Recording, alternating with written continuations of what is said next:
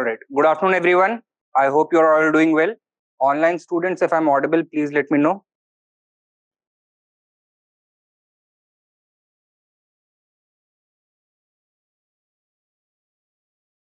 All right. Thank you, Swapna.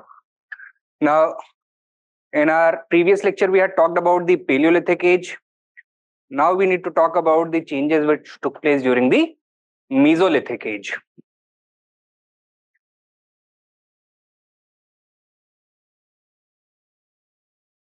Right?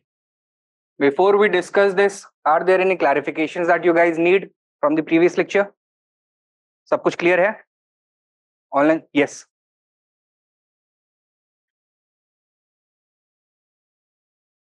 Geometric patterns. It does not necessarily tell us that they knew about geometry and angles or mathematics or that kind of knowledge, but this object may have had some kind of cultic or ritualistic significance. That is all we can say. Nothing over and above that, right? So that is what we can gauge from this.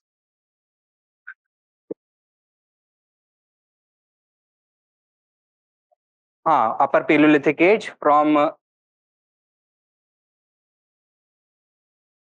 Lakhudiyar in Uttarakhand, right? So these are the only human representations that have been discovered from the Paleolithic period. Now, Mesolithic period, first of all,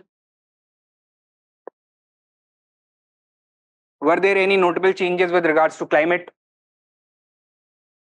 क्या हुआ? The Great Ice Age ended.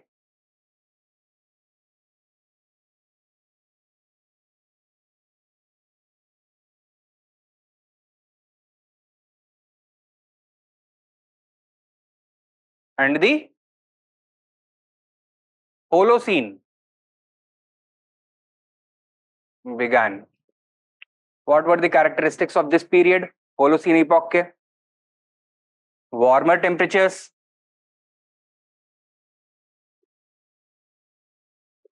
and the entire world experienced the blowing of fast and dry winds. Right?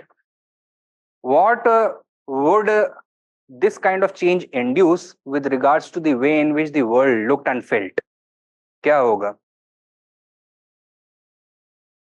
It is going to become warmer. The polar ice caps are going to recede. The glacier caps are going to melt. The fresh water is going to fill the depressions along the earth. Gradually, the fast dry winds are going to dry it off, resulting in the emergence of grasslands and wetlands, marshes, swamps. ये वाले ecological systems सब dominate करने लग जाएंगे, ठीक है? So as a result of this, lakes, swamps, and grasslands began to emerge.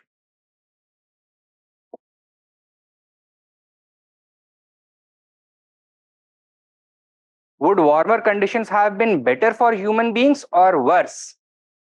Better, right? Primary productivity would have been higher. The animal population would also have evolved to suit those kinds of animals which could be hunted, and the availability of food sources would have grown. As a result,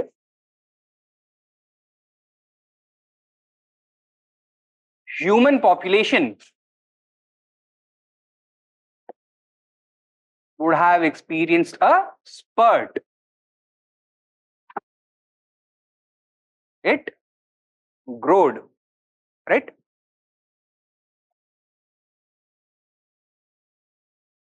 Is this going to have any impact on the supply and demand of food sources? क्या होगा? The demand for food is going to increase.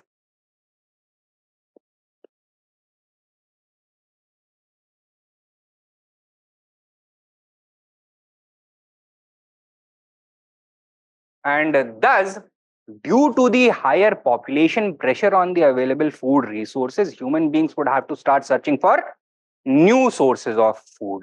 Okay? So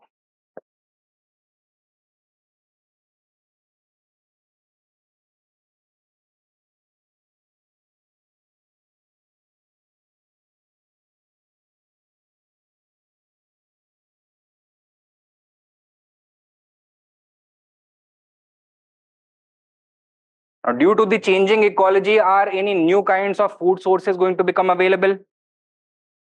कौन सी ecology अब dominate करने लग गई है? Wetland और grassland ecology.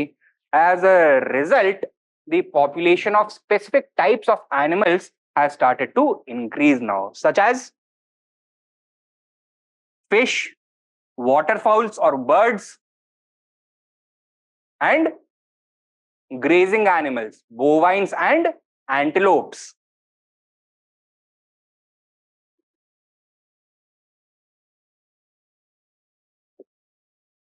So they have started to increase, right?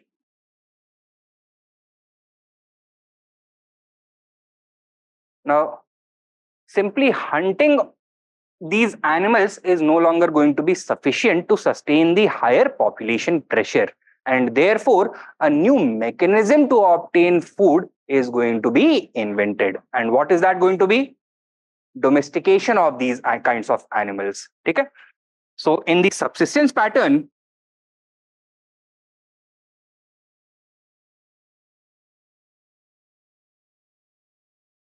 one major change that we see is the beginning of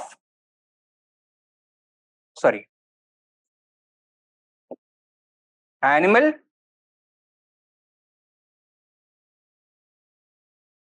domestication. The earliest kinds of animals to be domesticated, what do you think they were? Large buffalo? No. क्या रहे होंगे? Smaller mammals such as goats and sheep.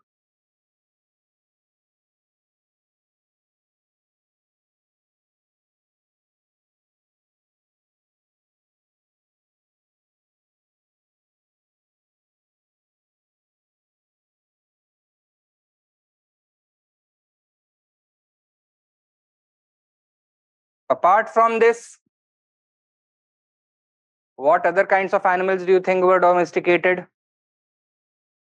Wild birds were domesticated and bred selectively to bring about the emergence of poultry variety of birds. ठीक है? So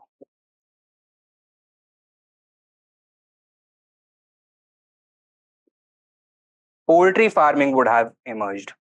Do you think this would have meant the end of hunting and gathering activities? No, hunting and gathering activities would have continued, but they would have played a lesser role or less important role in establishing the dietary pattern of the Mesolithic people. So,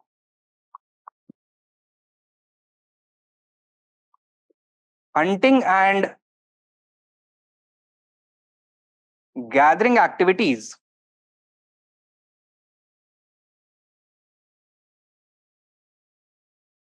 continued, but played a supplementary role in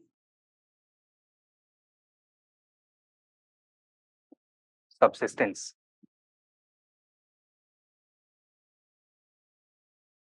यहां तक की कहानी clear है? अच्छा. Now, when it comes to hunting and gathering, earlier the hunters gatherers used what kinds of activities or what kinds of strategies to trap animals or to hunt animals? They used to basically trap them, right? So small animals or large animals used to be trapped. Now, because of the growth of the wetland ecology, they have access to a new and rich food source available in the water. What is that? Fishing. So fishing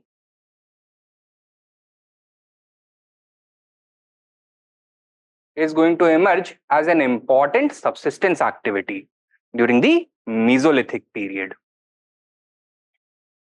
ठीक है?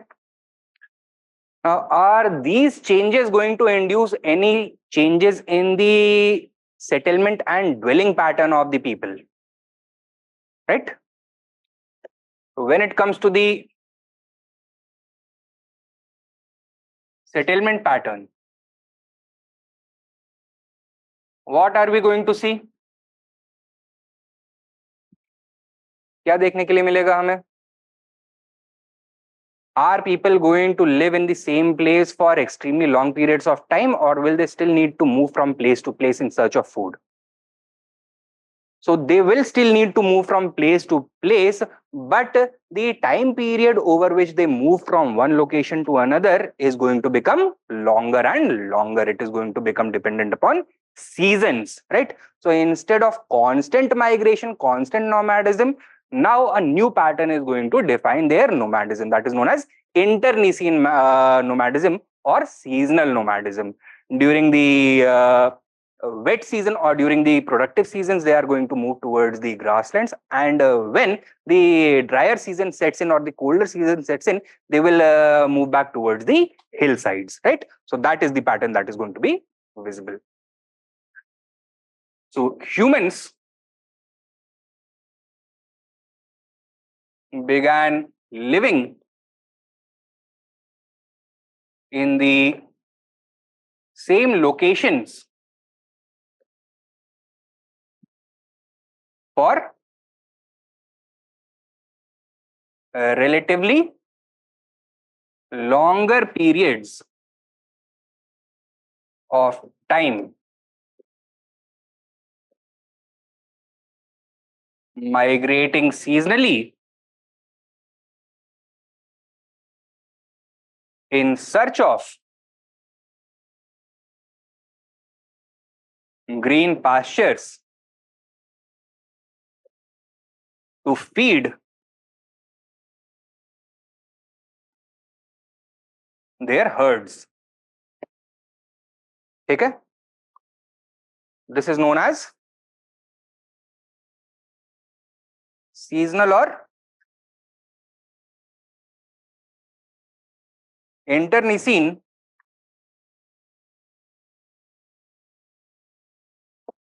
nomadism. ये समझ में आया है ना? Now talking about their dwelling pattern, do you think that rock shelters or caves are going to be easy to come by on the shores of lakes or in swampy marshes or on grasslands, या फिर ये बहुत मुश्किल से मिलेंगे? मुश्किल से मिलेंगे. Very rarely you will find them, right?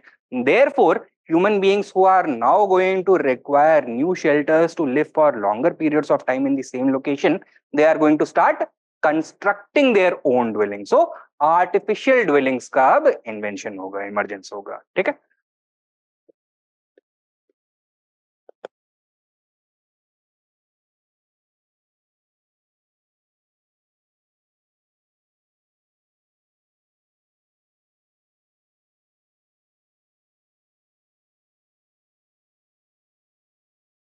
What kind of structures do you think they used to construct? Permanent structures or semi-permanent structures? Semi-permanent structures. They would need a way to set up their dwellings quickly and dismantle them quickly and move on to the next portion, to the next stage of their journey. And thus, semi-permanent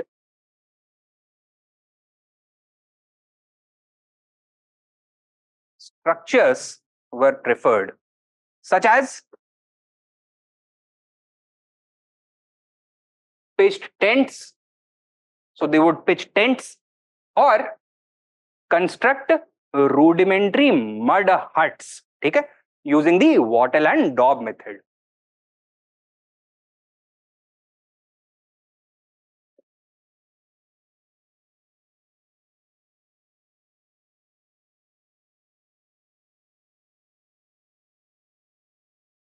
Tents would be made out of which kind of material? Either animal hides or wool. So animal product से बनता था ये ज्यादातर, ठीक है?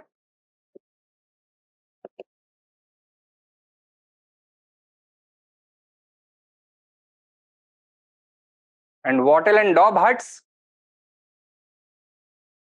किससे बनेगा?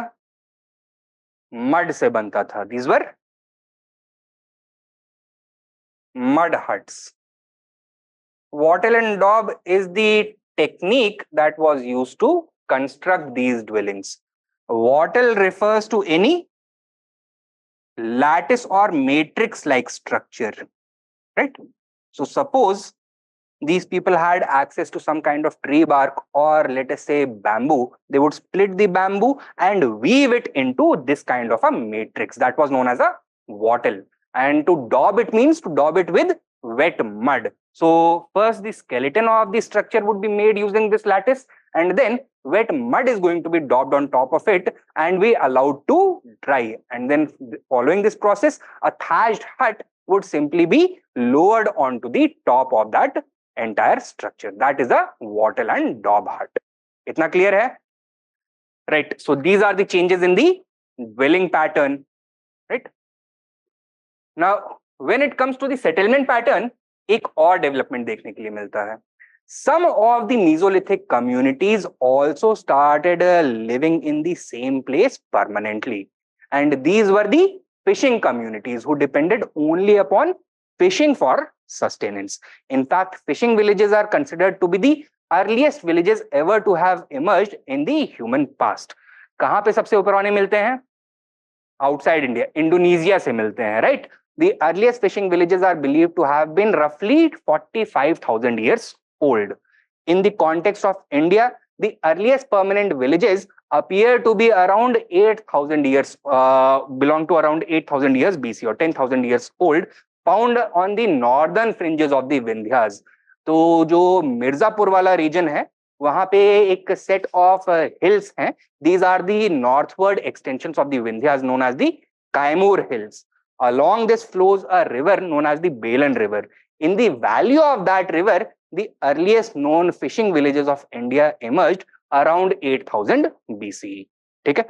So settlement pattern में आप एक चीज और ऐड कर सकते हो. Some communities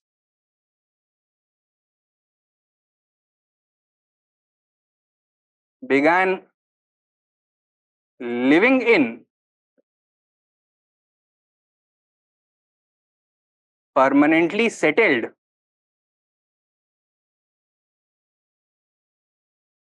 villages.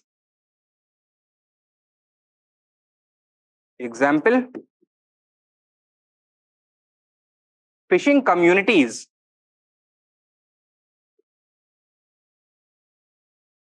in the Belan Valley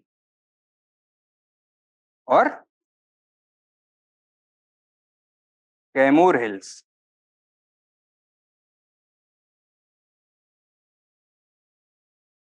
Such as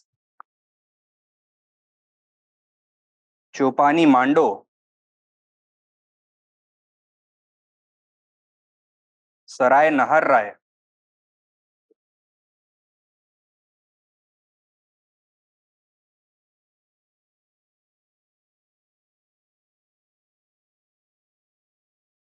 Mahadaha, etc.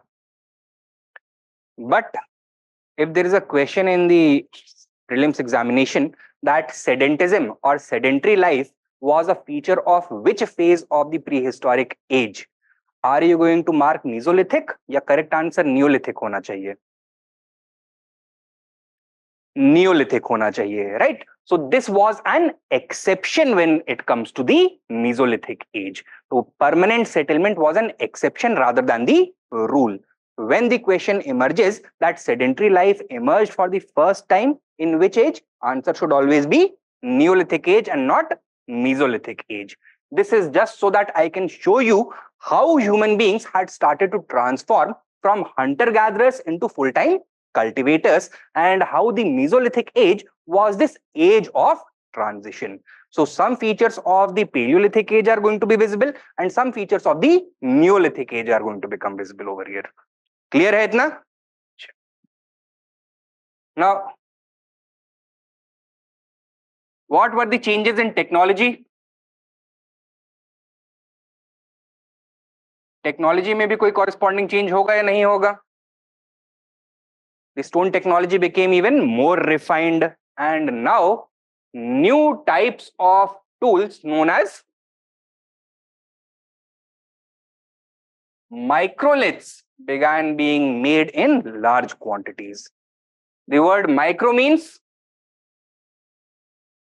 small and lith is stone. So these are small stone tools. How small? Roughly 1 to 3 centimeters in dimension. Right? They were having a geometrical shape, either triangular or rectangular. What do you think such small geometrical tools would have been used for? किसके लिए use करते थे इनको? Scraping. 1 centimetre के tool से क्या scrape होगा? Hunting के लिए, फिशिंग के लिए, इसके लिए यूज करते थे. कैसे? These tools were easily hafted onto shafts of wood, right? And they could be used as projectiles. So these functioned as arrowheads and spearheads. They could be used to make harpoons for fishing. So one after the other, इस तरह से आप उनको fashion कर दो, लगा दोगे, so it would work as a harpoon so that you could skewer a fish and then pull it out. Fish उसमें अटक जाएगा, right? So these kinds of things started to take place.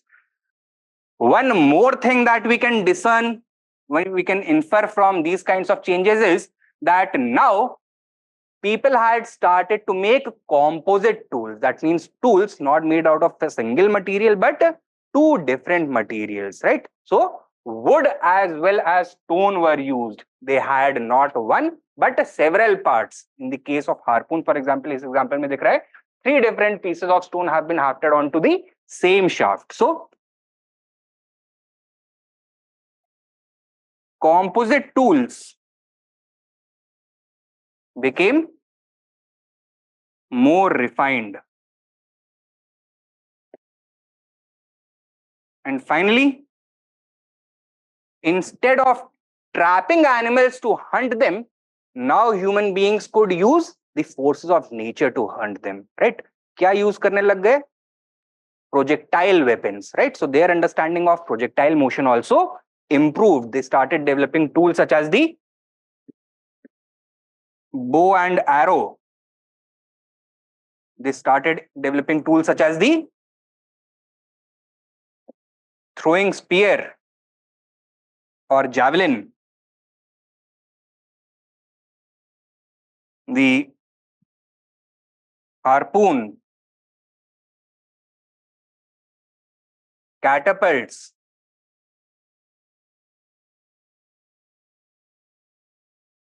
slingshots, etc., in order to hunt animals. Right? So they mastered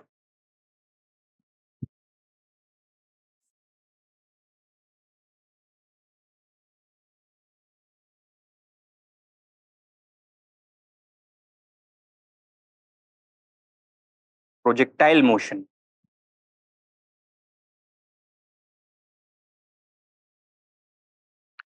Is this clear? Sure. Now, do you think this induced any change in the kinds of animals that they hunted and the regularity with which they could hunt animals? The hunting of fast-moving animals and birds, of larger animals and birds, became much easier, right? So, hunting activities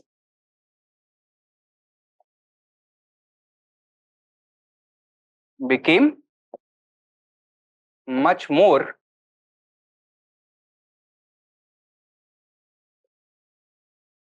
efficient, and the Mesolithic man could now hunt large, fast-moving prey with much greater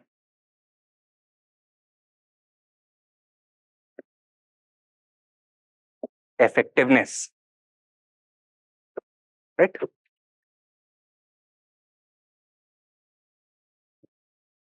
Now, since hunting became more efficient, do you think the entire community needed to invest its energy simply on hunting, or could only one portion of the workforce be tasked with hunting and the other for other activities? So there would be a division of labor now clearly becoming visible. And what would be the basis of this division of labor? On the basis of age and sex, right? The elderly and the females are going to be expected to be involved in what kind of activities? Hunting or non-hunting? Non-hunting, while males would have the exclusive province over hunting activities. So this kind of gender and age-based division of labor is going to start developing. And what does that inform you about the changing socialization of the people? Society में कुछ changes हो रहे थे, that gender roles and age roles were now becoming clearly defined. The society was now organizing itself and regulating itself on the basis of these rules. And if these kinds of rules existed, then other rules must also have existed to support this kind of division. Okay? And this brings us to changes in the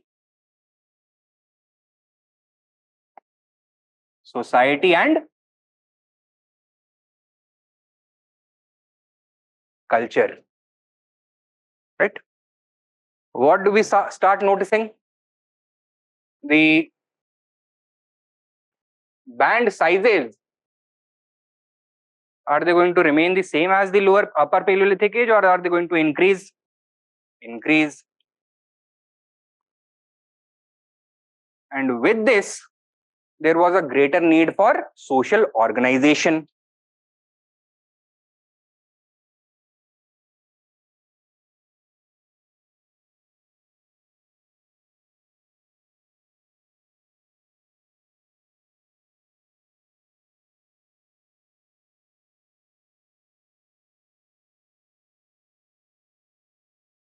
And how did this take place? The building blocks of society started to emerge. What was the basic building block of society? Was it the individual or some other unit? It was the family unit, right? So family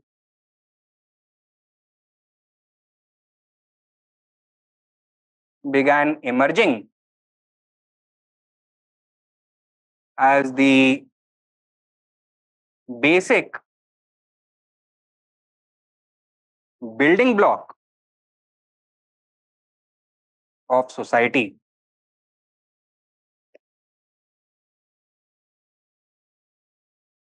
Right? What was the functional basis of the family? Functionally family को कैसे define किया है, identify किया जाता था?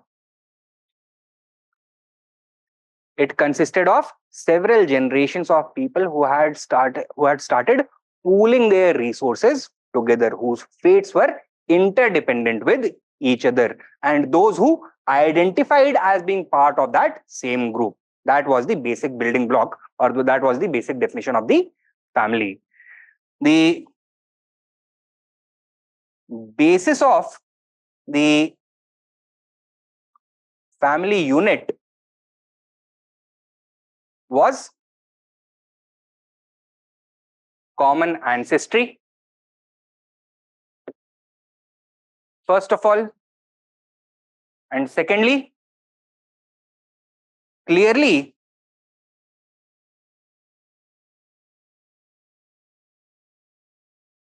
demarcated roles for all members.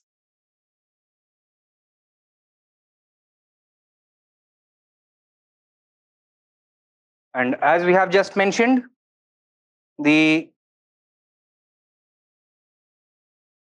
division of roles took place on the basis of age and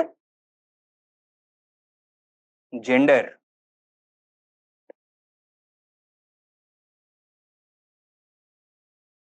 Okay. Now,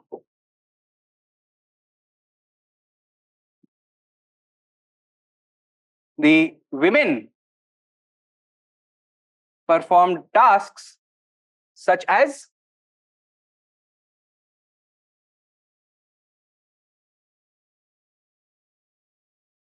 animal husbandry,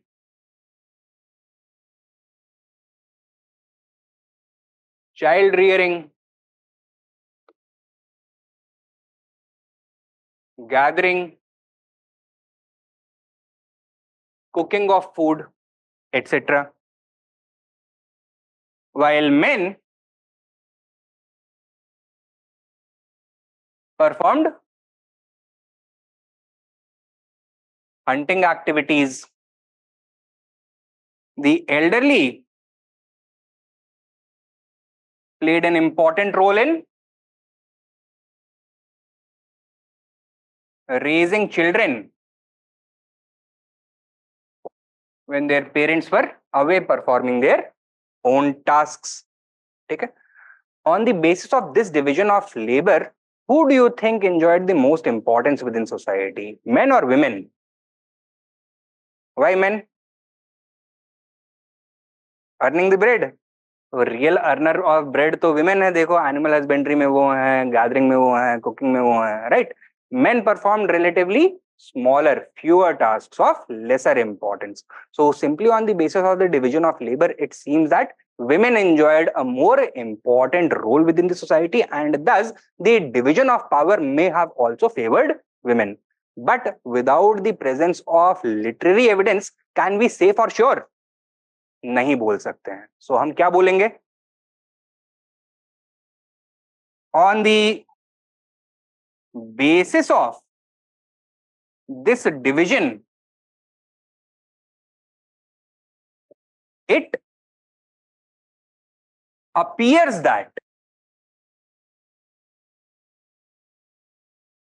women enjoyed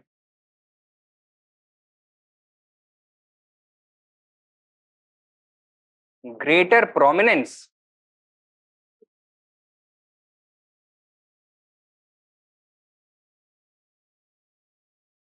within society. ठीक है, तो पक्का पक्का नहीं बोला है. We have still left a small window open for the uncertainty in the absence of literature over here. Clear है? अच्छा. Now, how do we know all of this gender-based division of labor, etc.? On the basis of the paintings that the Mesolithic people have themselves left, right? So, regarding Mesolithic paintings, some important facts to remember that first of all, the Mesolithic age was the most prolific period for rock paintings, right? I believe I told you yesterday about Bhimbetka, na? In Bhimbetka, we have paintings from the Upper Paleolithic period right up to the medieval age, right? But the largest number of paintings belong to the Mesolithic age alone. Okay? Roughly 60% of them belong to this relatively short period of only 3000 years. Clear?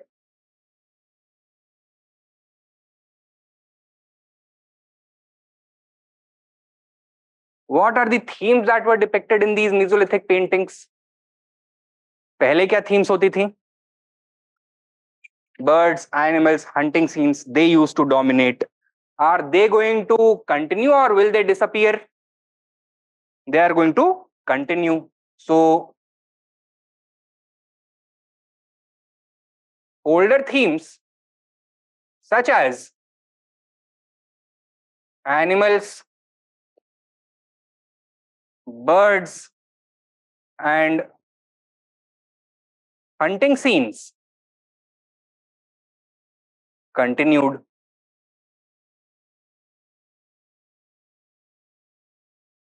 But apart from them, some new themes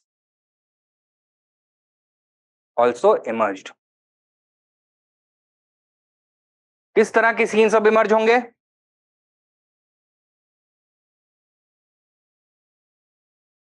community scenes,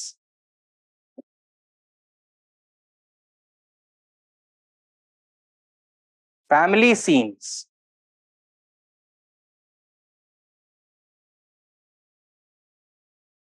X-ray paintings,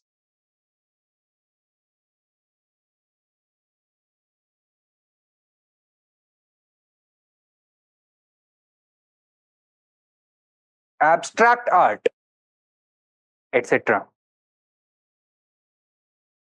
Community scenes would involve scenes such as feasts or festivals, or even funerals, etc. क्या पता लगता है इससे?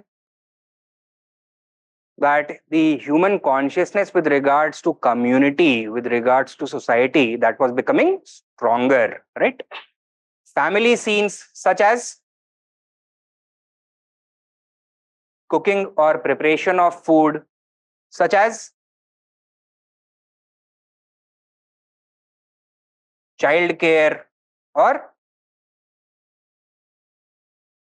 playing with children, etc. These kinds of things, they are going to become more frequent. X-ray paintings were a new kind of painting. क्या होता था इसमें? Why were they known as the X-ray paintings? Because over here the internal organs of the object of the painting were also shown. So for example, if it is a pregnant mother, the fetus is going to be shown in her womb, or if it is an animal painting, the internal organs are going to be shown, right? So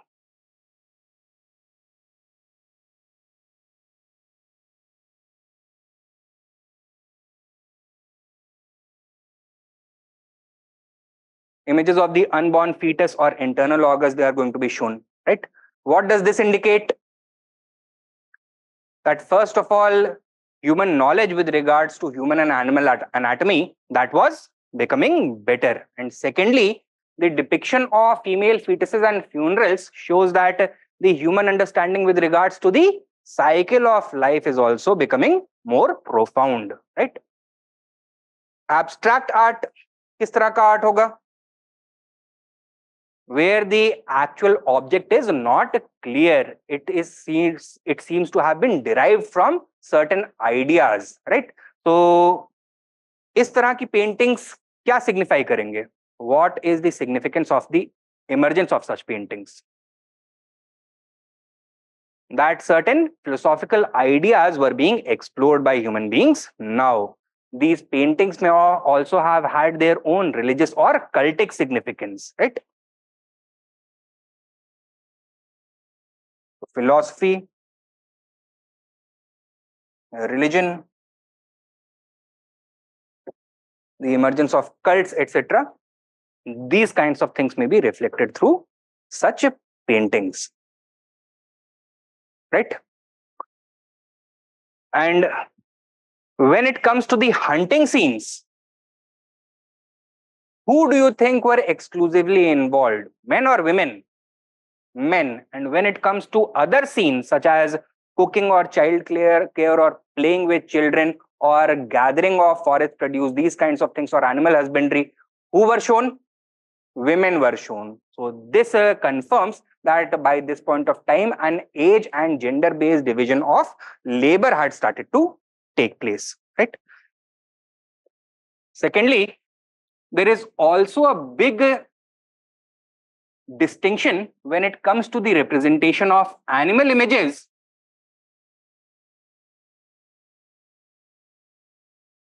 and human images.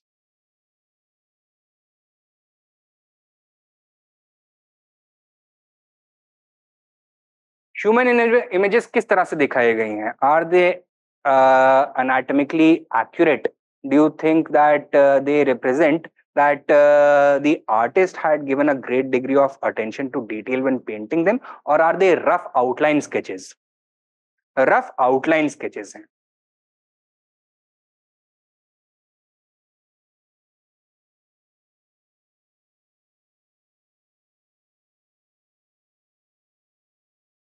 Whereas animal images,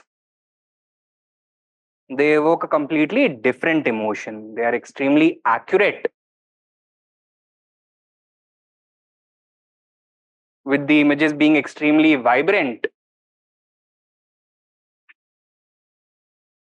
and the animals are shown almost as youthful or magical creatures. Yeah, right. So the animals have youthful or magical appearance.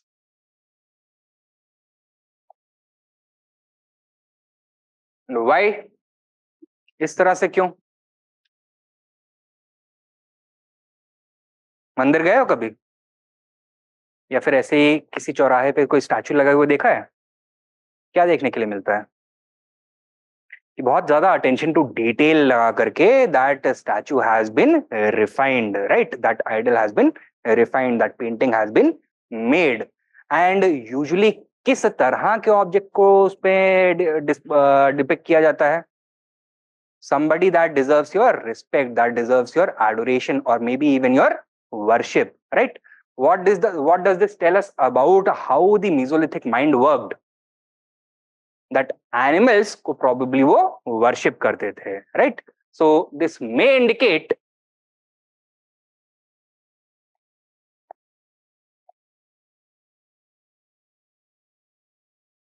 the practice of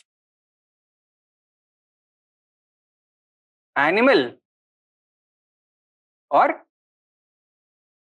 nature worship. And this is to be expected as well. Why? Because to a large extent their survival, their lives depended upon animals. Okay? Secondly, there is also a very clear distinction in the way in which men and women are depicted. How are men shown? In the form of stick figures. तो कुछ इस तरह से image दिखाया जाएगा, right? These kinds of figures are usually shown during hunt or in as parts of hunting parties, while women are shown having full-bodied forms. तो इस तरह से दिखाया जाएगा, right? So relatively more detailed. Both of these are rough outlines only, but women have been shown with relatively more defined features. Why do you think this distinction? What was the chief role that men performed? They were hunters. Who were they hunting? Animals. Animals का क्या दर्जा होता था? As magical beings or divine beings. So killing of animals, do you think that would have not taken a heavy toll on the conscience of the people who hunted them? Yes. So therefore, in order to separate themselves from the intense guilt that they must have felt in performing this so-called sinful act, the artist did not ascribe complete responsibility to individual hunters. Thus, केवल उनके symbolic representations देखने के लिए मिलते हैं. So this also supports the idea that animals were worshipped by the Mesolithic people. Second explanation क्या हो सकता है इसका? That on the basis of the division of labor, who had greater importance to society, men or women? Women, right? And therefore, greater attention to detail has been given to the depiction of women, right? So on the other hand, it may also reflect the higher position of women in society.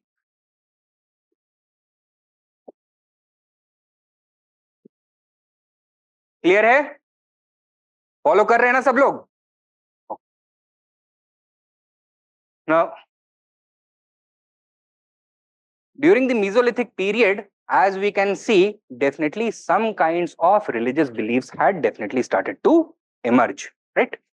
So this also contributes to their growing culture.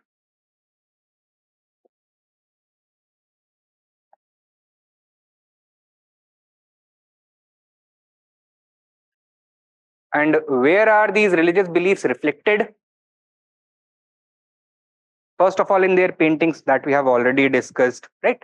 Apart from this, the way in which they used to dispose of their dead, right?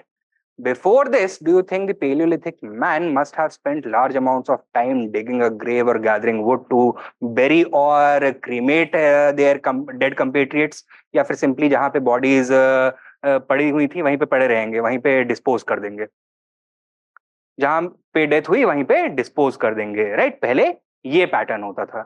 Now what emerged? Ritualistic burial.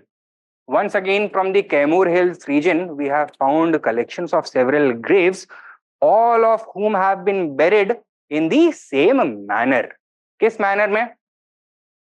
In the north to south orientation. Head towards the north, feet towards the south. Right? Further, several of them have also been covered with a shroud, with a cloth shroud, either ochre or red in color. Right? So, ritualistic burial in the north-south orientation, and burial with a red or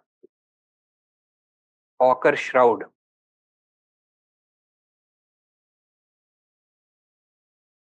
Now, do you think that almost all the inhabitants of these graves have been buried in the same manner was an accident, or was it part of a design? Accident तो हो नहीं सकता, so it was intentional. And what do you think was the driving force behind this intention? Some kind of ritualistic belief. ठीक है? So ritualistic burials are indicative of the emergence of some kind of belief system.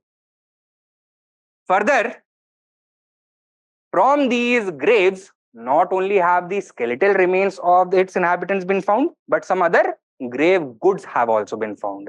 Goods such as ornaments, tools, weapons, these kinds of things, cooked and uncooked food, ये सब मिला है. What does this indicate? Why do you think that somebody who is already dead would need these things? To sustain themselves in the afterlife, to sustain themselves in the life after life has ended. So they had started to develop deeper beliefs in the concept of life after death.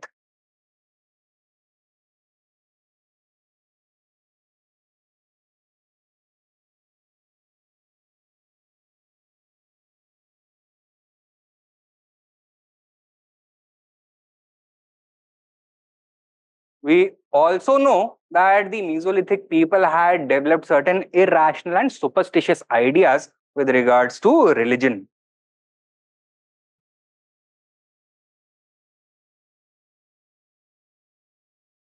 They believed in things such as charms, magic, spirits, etc. And how do we know this for sure? Not necessarily paintings. कैसे पता लगता है? Some of the grave goods are not utilitarian. These are totemic objects. For example, some kind of amulet or tabiz worn around the neck or the arm has been found in some of these graves. वो ताबीज में होता क्या है? कोई ना कोई एक मैजिकल आइटम या फिर कोई आयत लिखी हुई है, मंत्र लिखा हुआ है, हुक करके लगा दिया जाता है, so that it would provide them cosmic protection, cosmic insurance, these kinds of things. So the discovery of totemic objects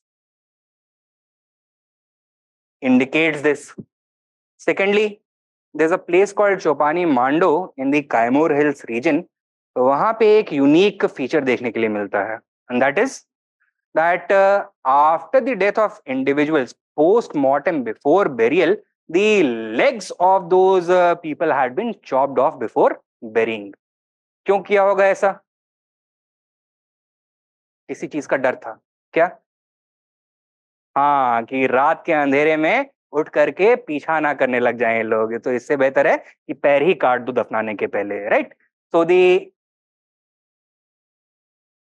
post mortem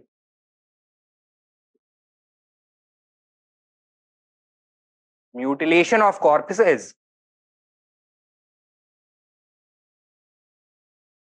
indicates beliefs in spirits and ghosts. ठीक है? Now, as human society began to evolve and organize itself into more recognizable units such as families or tribes, जब tribes के बीच में interactions होते होंगे तो उनके अलग अलग फॉर्म्स हो सकते हैं, right? Some interactions may be cooperative in nature where some essential goods और आइटम्स आर इंटरचेंज्ड, और some may be violent in nature, right? So during the Mesolithic period, we also see the beginning of warfare for the first time, right? The place called Sarai Nahar Rai, from where we have discovered a mass grave in which there are 6 or 7 skeletons with their skulls having been pierced by arrowheads, right? तो wound marks अभी भी उनमें present हैं, and this indicates that they must have taken part in some kind of conflict. Warfare had started. What do you think warfare would have been for? For territory? Probably not. Either for resources or animal herds or access to a very fertile fish bed or lake shore, etc. These kinds of things. उसके लिए warfare probably रहा होगा. Is this clear? ये religious beliefs में society में आ जाएगा, ये society में आ जाएगा, right? Because the concept of territory had not yet emerged. Concept of territory as an important resource. When does it start becoming important? When land as an economic resource starts becoming visible. And when does that happen? After the beginning of agriculture, and when there is a shortage of agricultural land. At this point of time, agriculture had not started, or if some communities had started practicing it, they were doing it at a very minimal level. So the importance of land had not yet been realized. Its importance for the sustenance of tribal communities had not yet been realized. Therefore, competition was taking place, but for other things apart from land. Okay? So territorial warfare was not happening. Warfare for the ownership of resources may have been taking place. Clear है इतना? Some important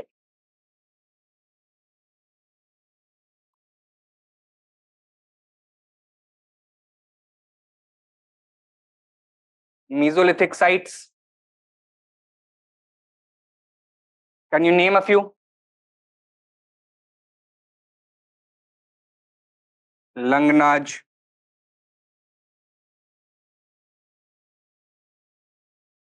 Bhimbetka,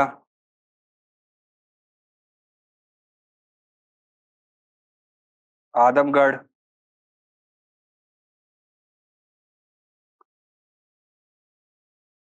सराय नहर राय,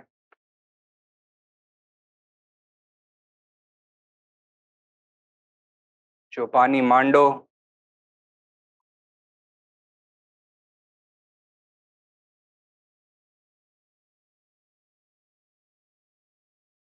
Birbhanpur, etc. Significance of Adamgarh should note separately. We get definite proof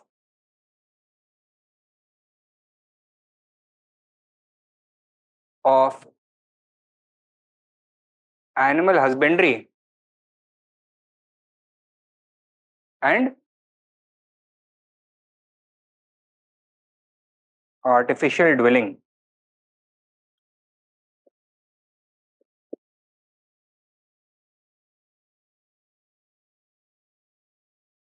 How can we say for sure whether animals were domesticated or not? Remains तो wild animals के भी हो सकते हैं. Domesticated animals, how do you know that these were domesticated animals and not simply wild varieties that had been captured and kept at the same place? कैसे पता लगेगा? Because the butchering of animals usually takes place at the place that they are captured or killed. Wild animals would be captured out in the forests or in the wild. They would have to be butchered there. The waste bones would have to be discarded over there. Probably before they were brought back, they would have to be cooked and partially consumed out in the wild also, right? But domesticated animals के सारे bones एक ही जगह पे मिलेंगे और एक specimen के नहीं, कई सारे एनिमल्स के मिलेंगे एक साथ. सेकेंडली, और क्या पता लगता है हमको, और कैसे पता लगा सकते हैं कि डोमेस्टिकेशन हो रहा था या नहीं?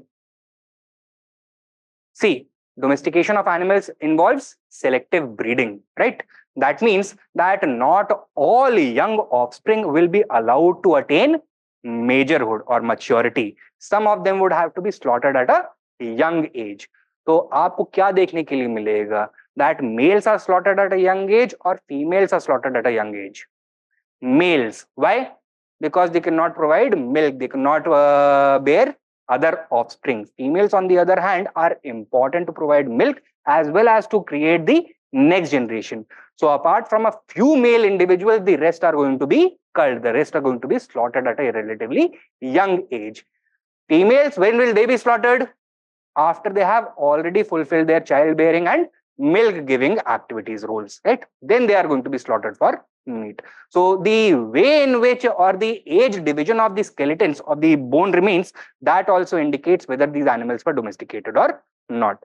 तो यहाँ पे ये आदमगढ़ में देखने के लिए मिलता है that there is a large concentration of young male bone animals and a large concentration of adult female animal bones, right? And artificial dwellings, ये कैसे पता लगता है? Because we have several post holes and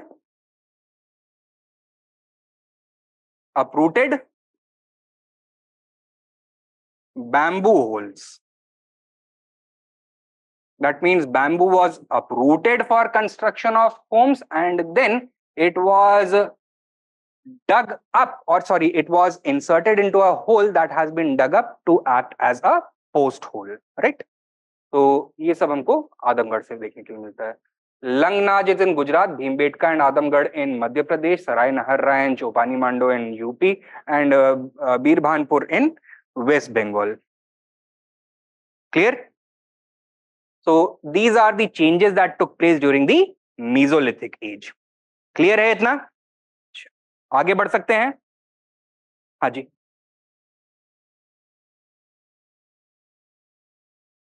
Division of labor on the basis of gender started to take place, but probably gender-based socialization had started much earlier because कुछ biological traits होते हैं which cannot be overcome by simple socialization, and probably the division of labor was a reflection of those biological traits rather than the other way around. So when we talk about engendering, it is a social exercise, right? Not a biological exercise. That is assignment of different roles on the basis of gender. But when we talk about the division of labor on the basis of gender in response to the natural capabilities of different individuals, that is a biological activity that takes place naturally. So it is उसका socialization से कोई लेना देना नहीं होता है. हाँ हाँ. नो, स्क्रिप्ट नहीं मिला है हमको. Some kinds of totemic objects, हाँ, ऑर्नामेंट्स, इस तरह की चीजें, कल्टिक ऑब्जेक्ट्स मिले हैं, right. Next we come to the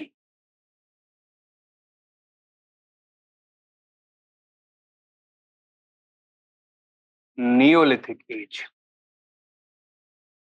right? What are the kinds of changes that have taken place in climate?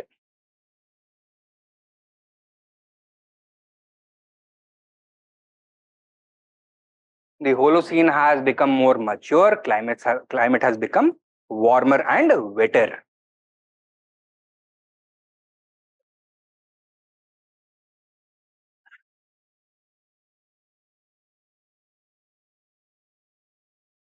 In response to this, the human population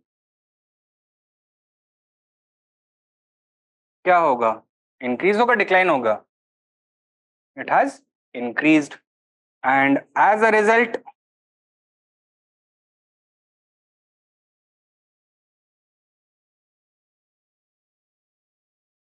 population pressure also increases. Human beings would have to respond by searching for new sources of food, since the available food sources are no longer sufficient to sustain them. And thus,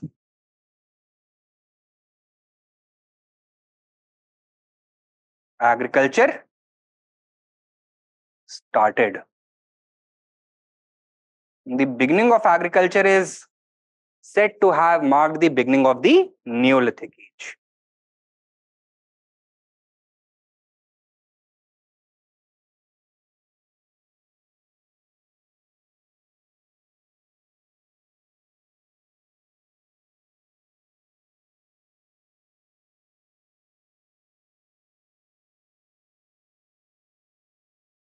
ठीक है? Now, with the beginning of agriculture, some other changes are also going to be induced.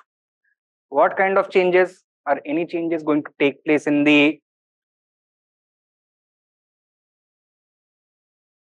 subsistence pattern?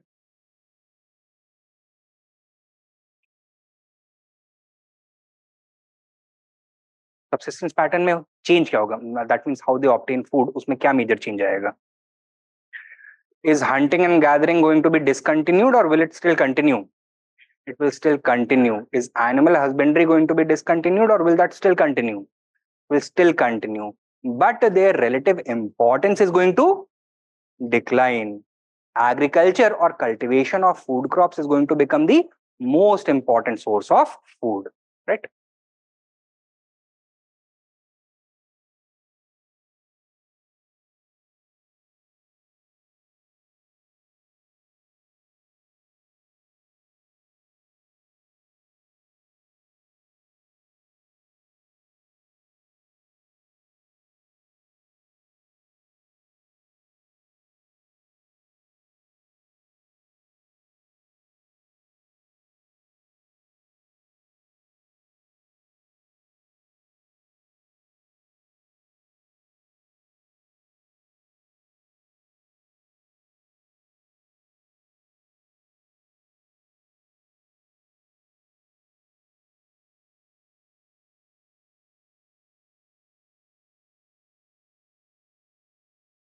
Hunting, gathering, and animal husbandry continued, but their relative significance declined.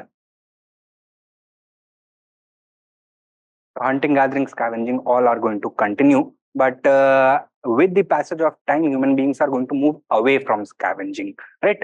Some activity, scavenging activity is going to take place, but hunting, gathering, and animal husbandry are going to continue with decline in their relative significance. That is going to take place, right? Now, what were the important crops to be cultivated first? Food grain cereals होंगे या फिर pulses, lentils, ये सब होंगे? Cereals, right? So cereals such as wheat, barley, and rice were the earliest to be cultivated.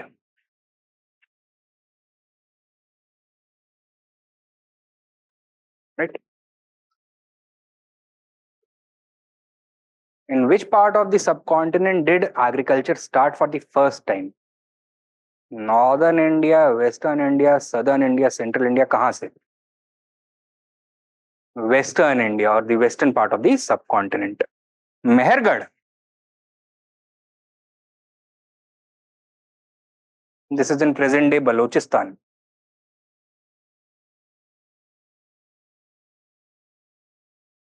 The names are the present day sites and वो अब अलग अलग डिस्ट्रिक्ट्स में लोकेटेड हैं. नहीं नहीं, नेम्स वही हैं जो आज बोले जाते हैं. अब उस समय क्या बोलते थे इन साइट्स को, we have no way of knowing for sure. हाँ, लोकेशन अब सही है. लोकेशन जो आपकी नोट्स में मेंशन्ड है that is accurate. Mehrgarh in Balochistan is believed to be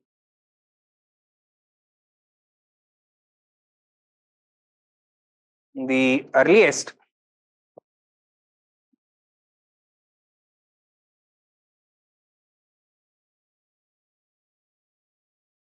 Neolithic site in the Indian subcontinent.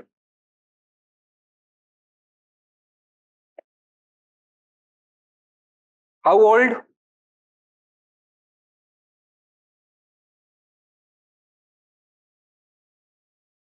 (7,000 BC). And what were the crops that were cultivated here? Wheat and barley. Among them, wheat was the oldest one. The cultivation of barley is believed to have started from roughly 6,000 BCE onwards. Wheat from 7,000 BCE itself, right?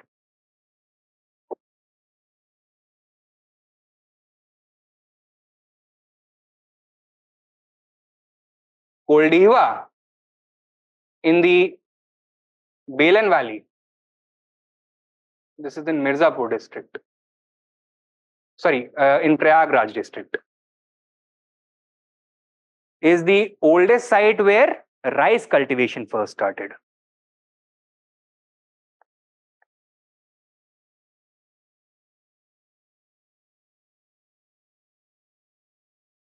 When? Around 6,000 BC.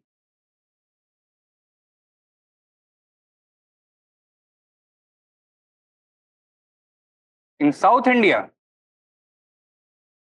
in sites such as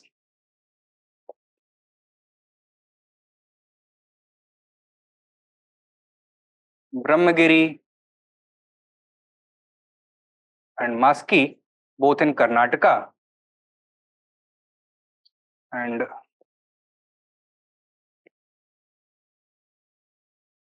T. Narsipur in Andhra Pradesh, Hallur in Tamil Nadu. The climate was not suitable for the cultivation of either wheat or barley or rice.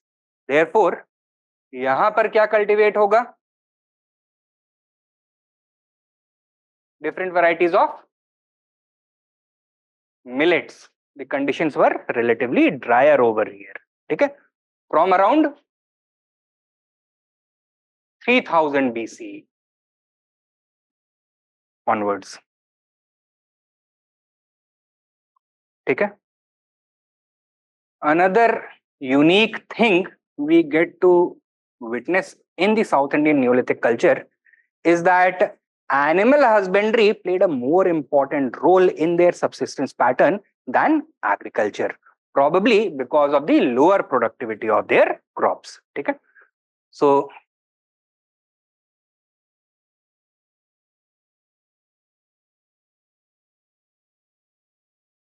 animal husbandry was more important for their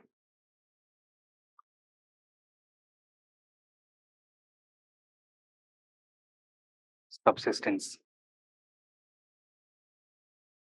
Okay? Now, during the Mesolithic period, what were the kinds of animals that the people preferred to domesticate? Small mammals such as goats and sheep. But now their command over the wildlife and their command over the environment has increased. Thus, new varieties of domesticated animals are going to be emerging, right? So,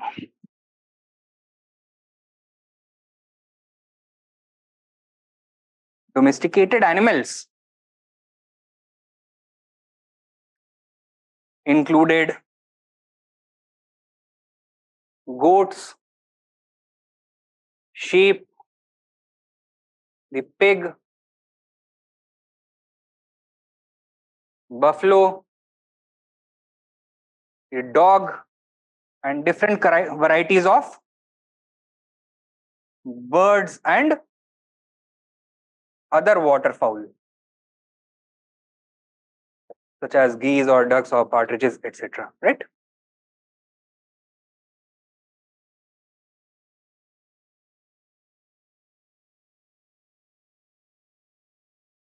Clear hai? These are the changes that have taken place in the subsistence pattern. आगे बढ़े. Now, do you think any major change in the settlement and dwelling pattern is going to take place? Yes.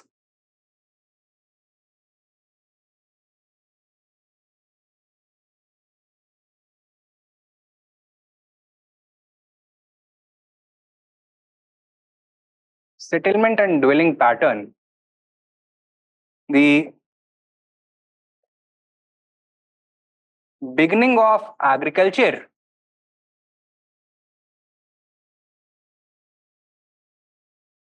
marked the onset of sedentism. Right? So human beings began living a sedentary life. Instead of moving from place to place, either on a daily basis or on a seasonal basis in search of food, they started living in the same place for long periods of time, for extended periods of time. So, permanent villages began emerging across the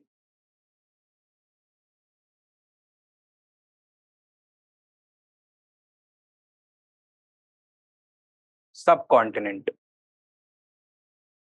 ठीक है?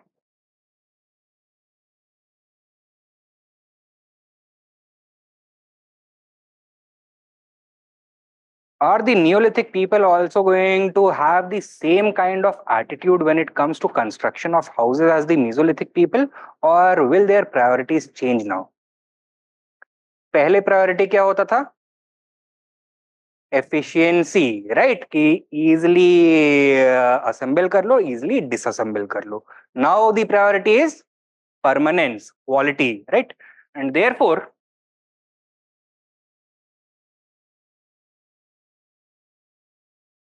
mud brick houses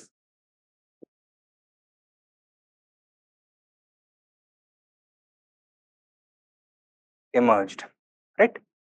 These were constructed out of bricks made of mud, but they were not fired in a kiln. These were sun dried mud brick houses. Okay?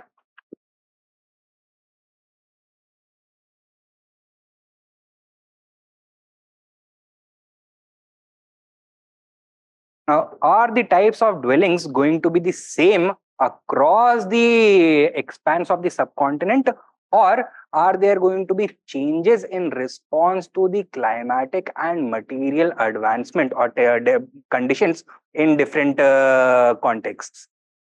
Changes, variability hoga, right? So,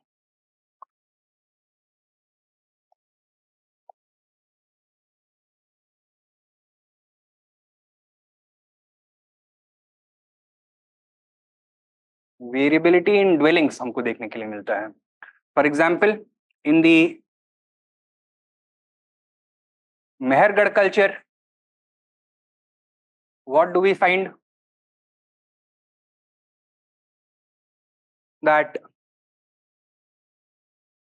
high quality and quite numerous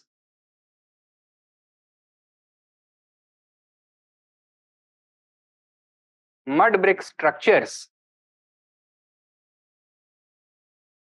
were present, right? Why the higher quality? Because the Mehergarh culture is the oldest of all Neolithic cultures and had the longest time to develop. Okay? Then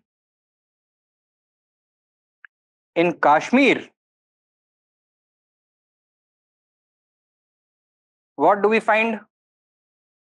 That instead of building above ground houses, people preferred to live underground by digging out pits along the hillsides. Okay? So pit dwellings were preferred. Then in the Chirand culture, that is in the mid Ganga Valley, northeastern UP and Bihar वाला जो reason है, वहां पे क्या देखने के लिए मिलता है?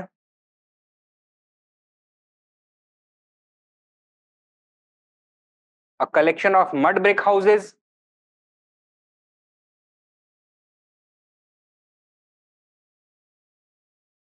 thatched huts, and pitched tents. ठीक है? Then in the northeast Indian Neolithic, we find all these things along with the use of rock shelters and artificial rock dwellings.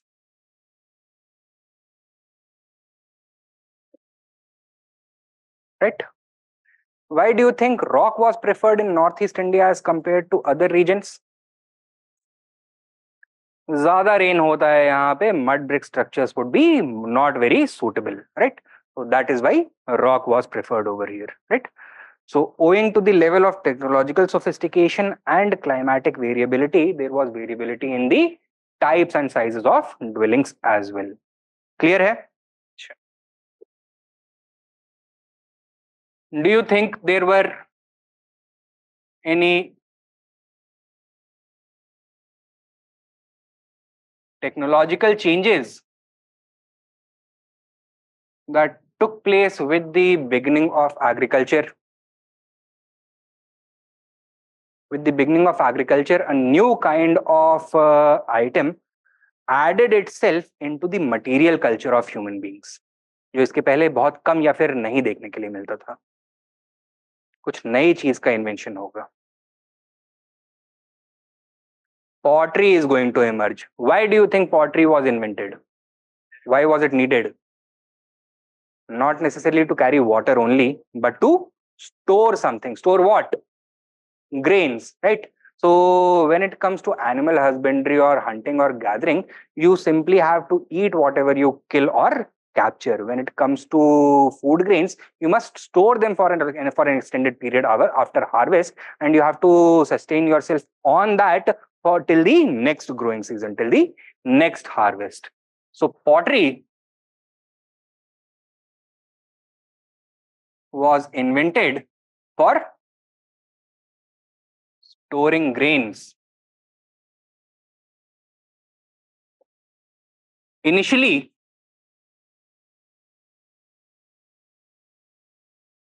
it was crude and handmade. But later, किस चीज का invention हुआ? The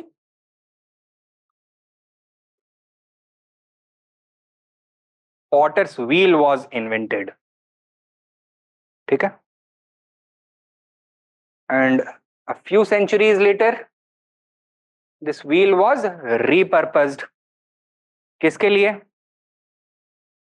It was added onto carts which could be drawn by animals, right? So the bullock cart was invented. And this brought about a complete revolution in human development. It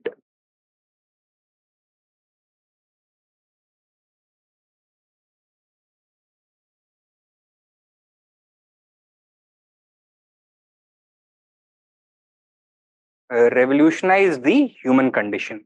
How? First of all, movement became much easier. They could travel over longer distances, carrying a large number of items. This also facilitated exchange of goods, right? And along with the trade, with which involved the exchange of goods, the exchange of ideas and knowledge also started to take place. So common problems faced by the Neolithic people had now the attention of a larger collection of individuals. So technological innovation also started to take place, right? So very quickly, innovations and inventions started taking place following the invention of the wheel. That is why it is widely regarded as the greatest invention in the entire human past. Okay? In fact, the technological changes impressed a famous scholar, Vincent Smith, so much that he called it the Neolithic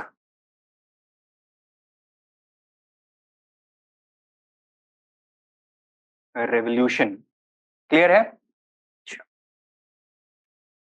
Now, apart from this, do you think any changes took place with regards to the stone technology?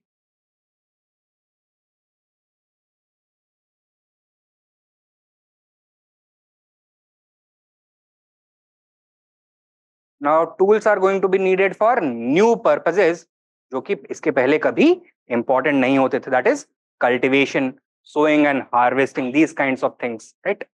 तो stone technology को कैसे repurpose किया जाएगा? First of all, quartzite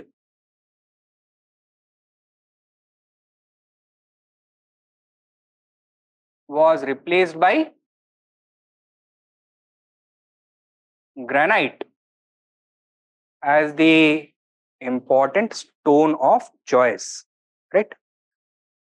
Granite का speciality क्या होता है? It is almost equally as hard as quartzite, but it is not as brittle. It is far more durable, right? And since human beings knew that tools made out of granite would not chip or break easily, don't you think that they would spend more time and effort in refining them? करेंगे so that these tools would last longer. So a new variety of stone tools known as celts emerged. क्या होते थे ये? These were highly polished and grinded tools with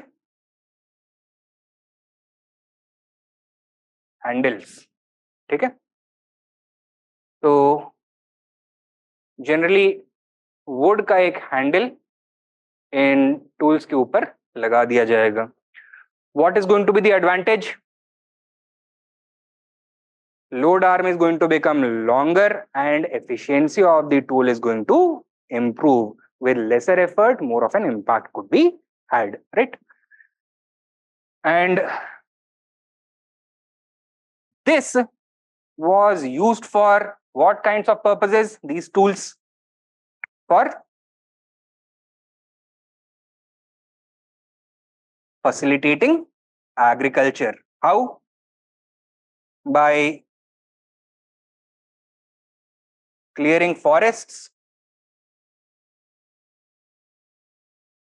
and harvesting crops. Why sowing of seeds, you are saying? कोई logic होगा ना बोलने के पीछे? क्या दिमाग में आया? सीड्स तो डालने पड़ेंगे, लेकिन टूल्स का कैसे यूज होगा उसमें? गड्ढा खोद के डालेंगे. सी, that is known as the plowing of soil, right? Or tilling of the soil. इस पॉइंट पर हमारे पास कोई ऐसा इंडिकेशन नहीं है that human beings used to till the soil. That is why I have excluded it. ठीक है, we get definite evidence of the plowing of soil from the Harappan period onwards. तो वो हरप्पन एग्रीकल्चर का characteristic है, not Neolithic agriculture का. Clear? Now apart from stone tools, tools made out of other objects were also quite popular, and specifically in some regions, bone tools or tools made out of deer antler were more numerous than stone tools, right? So in the Chirand culture,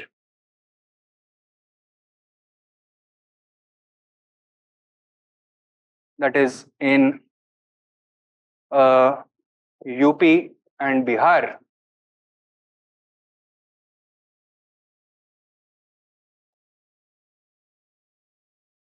bone and antler tools were very important.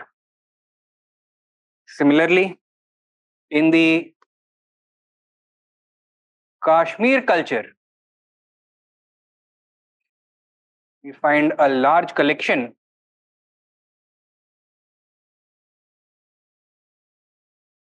of bone tools.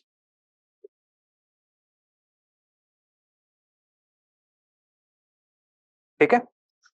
Now, so that you have a clear picture of the regional distribution of the Neolithic sites, एक map बना लीजिएगा अपने notebooks में या फिर alongside your notes.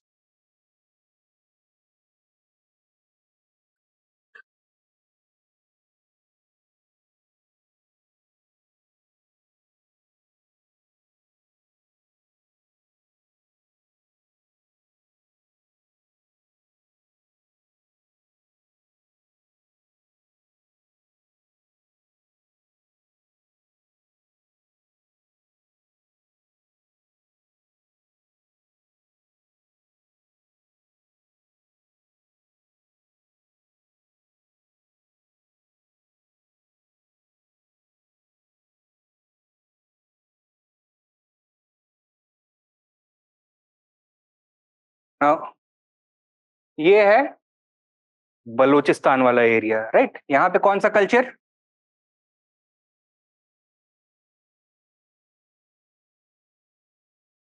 Mehrgarh culture, right? Located in the Bolan Valley. कब emerge हुआ? Around 7000 BC. Then in this region, southeastern UP में, we have the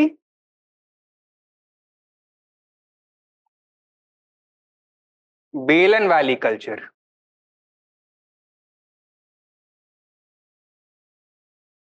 Merging around the 6000 BC mark.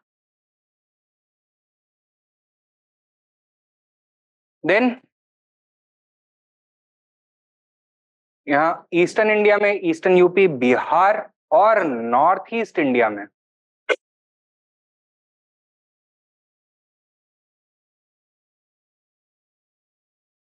Eastern and north eastern Neolithic.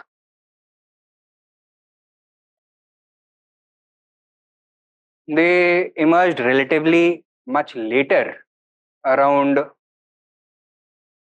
3300 BC. Northeastern culture even later on 2000 BC के around emerge हुए, right? Then the Kashmir Neolithic,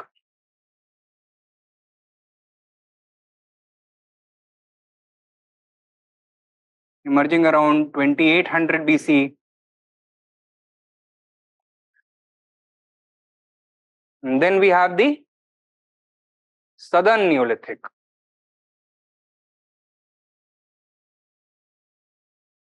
emerging around, let's say, 2900 BC.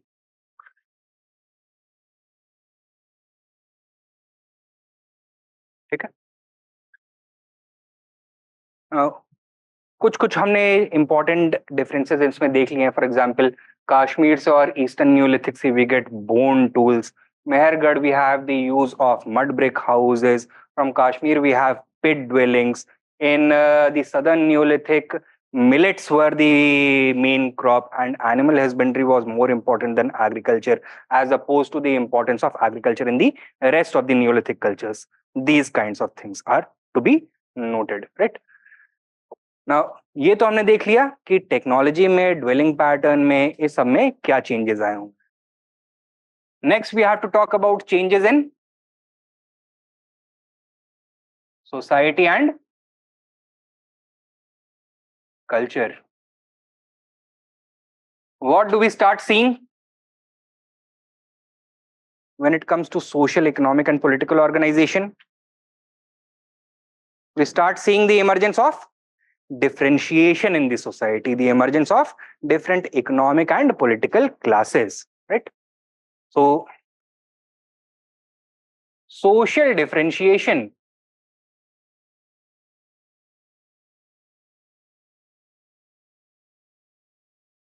becomes visible with the emergence of agriculture. How can we say for sure that social and economic differentiation was taking place? On the basis of the types and distribution of houses and graves. ठीक है?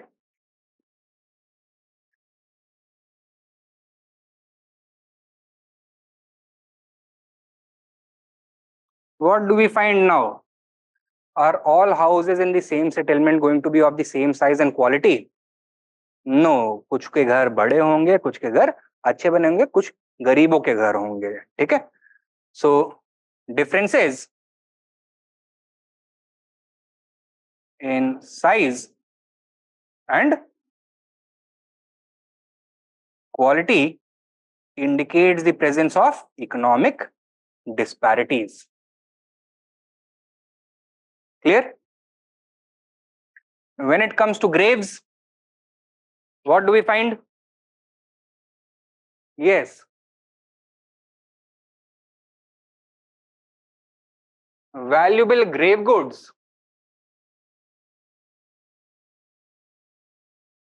in relatively fewer graves would be found. And अधिकतर graves में ordinary artifacts, ordinary items मिलेंगे आपको. Clear है? अच्छा. Then we also start witnessing the emergence of political organization and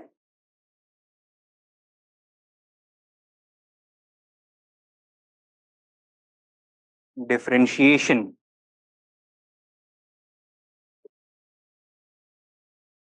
How do we know political organization or some kind of state structure had started to emerge?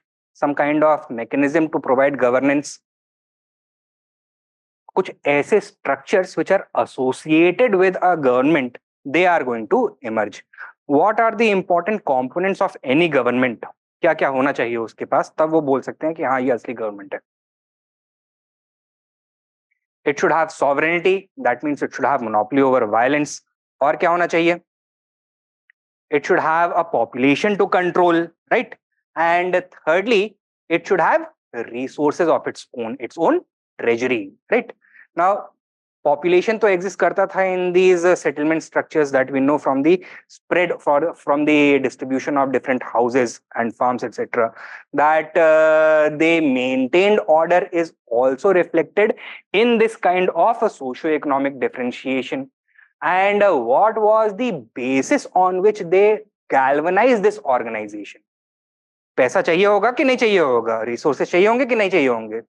सरकार का पैसा कहाँ रहता है? ट्रेजरी में रहता है, right? What was the Neolithic equivalent of the treasury? Was the economy monetized at that point of time? क्या सिक्के नोट वगैरह ये सब होते थे? नहीं होते थे. Grains were the most important marker or repository of value. Where would grains be stored? In granaries, right? So if a granary existed, that means that some kind of civic authority must be there which had stored these grains and controlled the society by controlling the supply of these grains. ठीक है? So granary कहाँ से मिला है हमको? It has been found from Mehergarh. Structure which resembles a granary has been found from Mehergarh. Clear? Sure.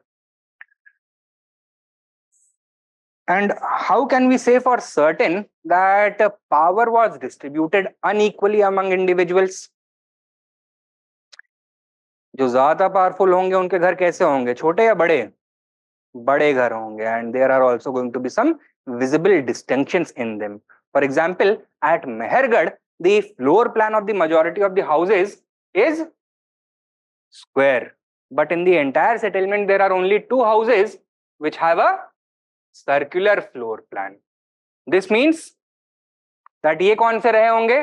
Ruling class वाले. और जिसके घर ऐसे रहे होंगे वो ऑर्डिनरी रूल्ड क्लास के पीपल रहे होंगे, right? So the presence of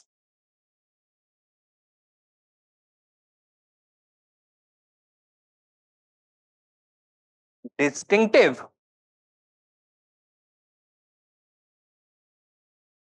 structures at Mehergarh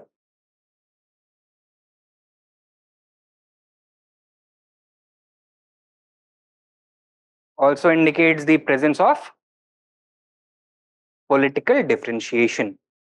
Political differentiation. ठीक है? Now, why do you think economic inequality emerges? What is the basis for it? कब emerge होगा? Not only surplus.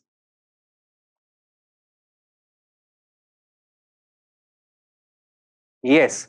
So the idea of ownership is very important when it comes to the emergence of economic inequality. Ownership के साथ क्या आएगा? Is wealth going to be equally distributed, or are different groups or different individuals going to own wealth unequally? Unequally तो natural pattern inequality की तरफ होता है. And as the concept of private property becomes stronger, this idea, this economic inequality is going to become more and more visible. ठीक है? And why do you think the concept of private property started to manifest itself during the Neolithic period? क्यों होगा? Because इसके पहले जितने भी economic resources होते थे, the entire tribe or the community used to own them as a whole. What were the kinds of resources available? Animal access to particular regions. These were the important resources, right? Now, could they have been owned by individuals? Yes, but in the pre-agricultural period, because the entire community depended upon almost equal contribution by all members, therefore ownership was also distributed.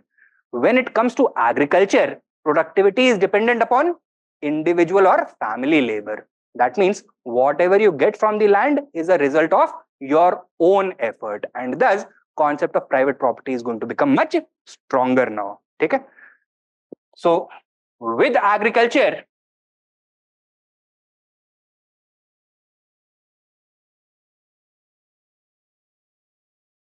the concept of private property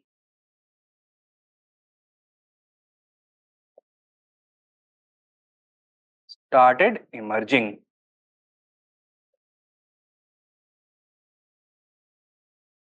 Resulting in its unequal distribution,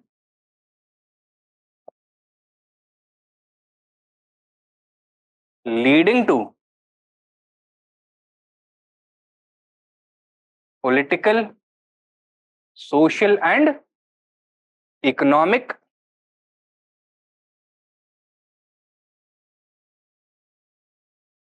differentiation. ठीक है?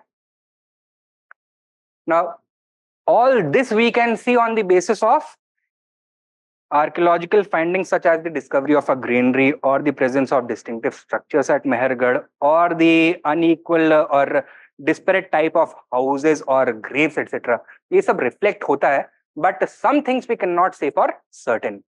That is that social organization का और social stratification का basis क्या था? Whether the concepts of varna, jati or caste existed or not, can we ever say for sure? नहीं बोल सकते हैं without the presence of literature. ठीक है? So while we can definitely say that some kind of political, economic and social differentiation existed, we can never talk about the actual basis of this differentiation. Okay? Now, with the emergence of agriculture and the consolidation of the concept of private property, society की priorities भी change होने लग जाएंगी. More important are now going to become the ideas of order, security, law, etc. Why? Because private property को reinforce करना पड़ता है with some legal aid, with some force, right? Natural human tendency क्या होता है जो आपके पास नहीं है वो किसी और से आप ले लो. However, if that is allowed to happen, society as a whole is going to break down. And thus, the ideas or concepts of ownership,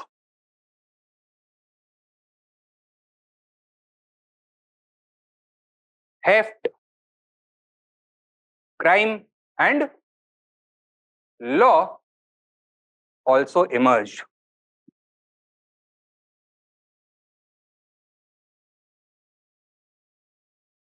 Clear?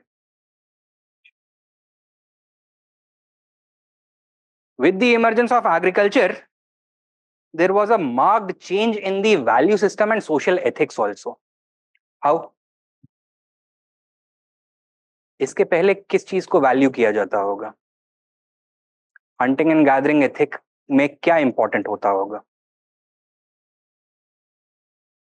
That you should be able to consume as quickly as possible whatever you have hunted or gathered, right? But now that kind of instant gratification, is it going to be encouraged in society or discouraged? Discouraged. अब priority क्या है? Delayed gratification का, because you need to now store your grains, right? And therefore there was a marked change in the value system and ethics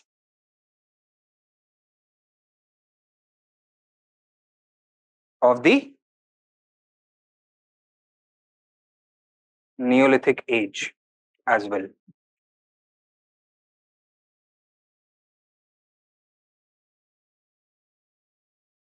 Delayed gratification,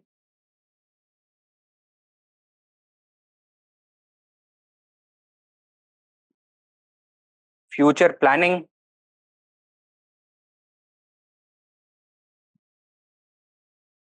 social cooperation,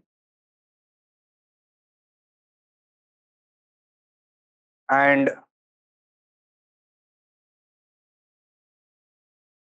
social order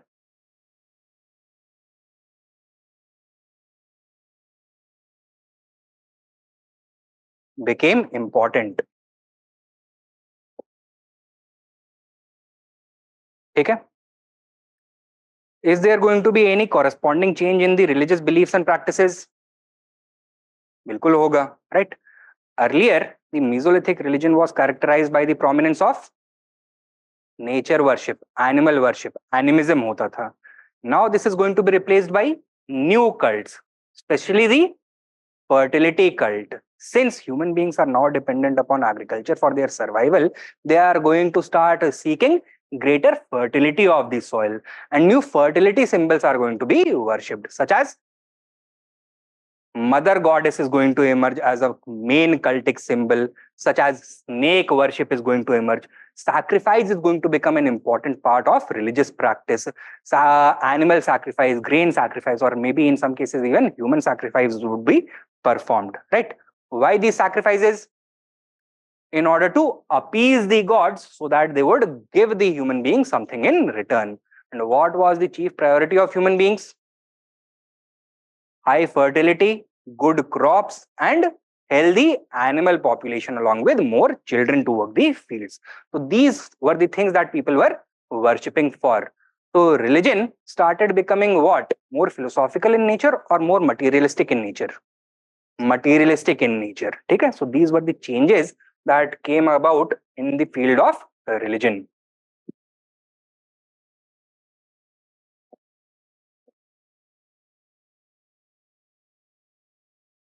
Nature worship continued, and the fertility cult emerged as the most important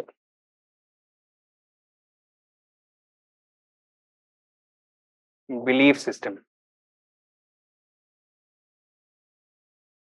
तो इसमें the worship of fertility symbols would start, such as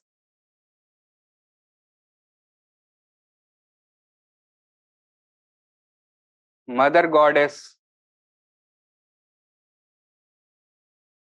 phallic and yoni symbols,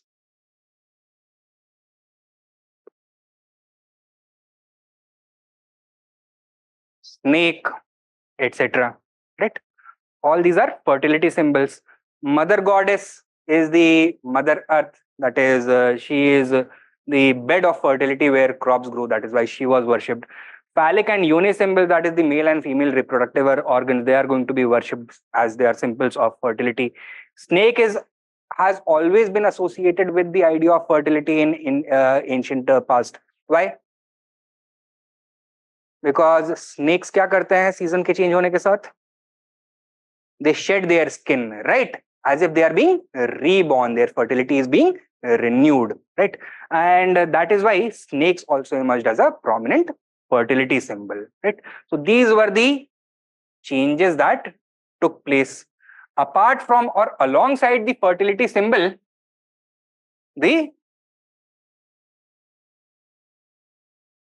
sacrifice cult also emerged.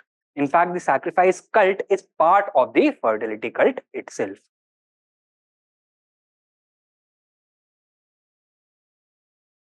Sacrifice of grains or animals became routine.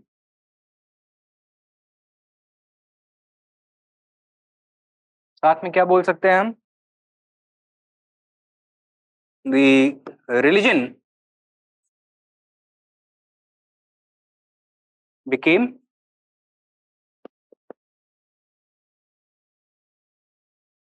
increasingly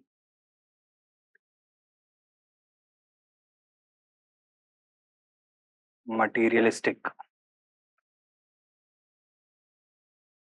ठीक है?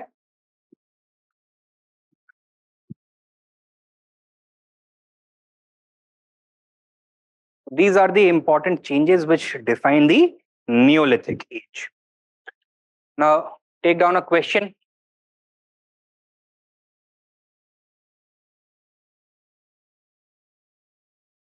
Show how the Mesolithic age was an age of transition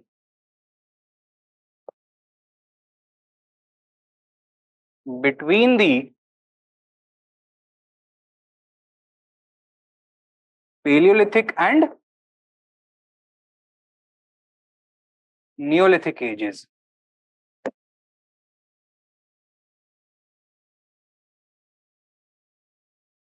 $200 words, 15 marks.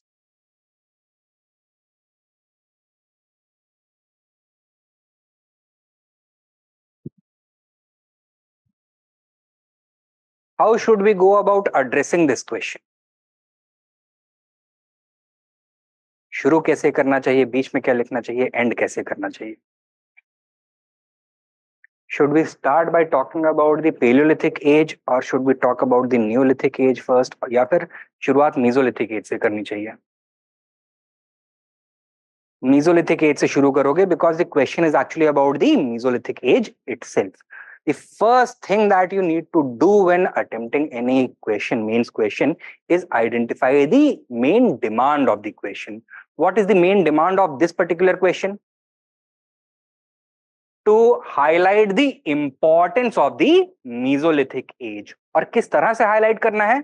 To highlight its role as being the link between the Paleolithic and the Neolithic ages. ठीक है? So in the introduction,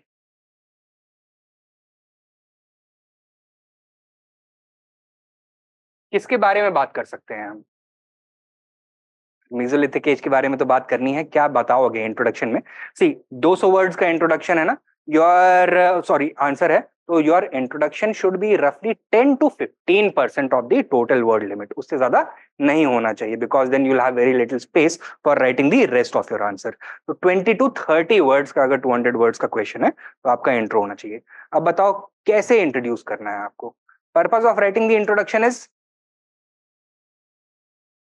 first of all to give a logical beginning to your answer, and secondly to provide a launch pad for your main arguments. ठीक है, तो logical beginning कहां से होनी चाहिए इसकी?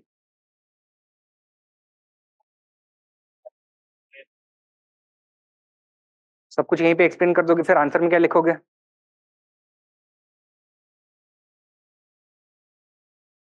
एज मतलब टाइम पीरियड, क्रोनोलॉजी आप बताओगे. गुड, तो कॉन्टेक्स्ट आप यहां पे इंट्रोड्यूस कर सकते हो.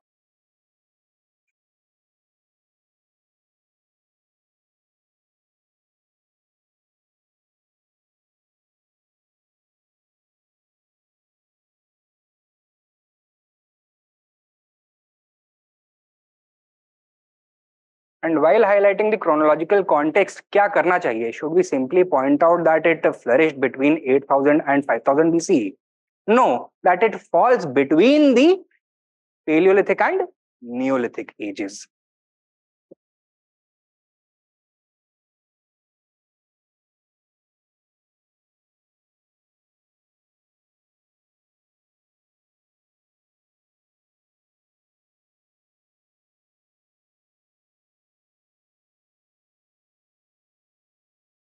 Right?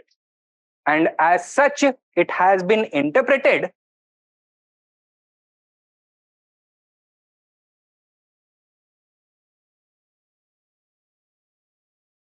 as the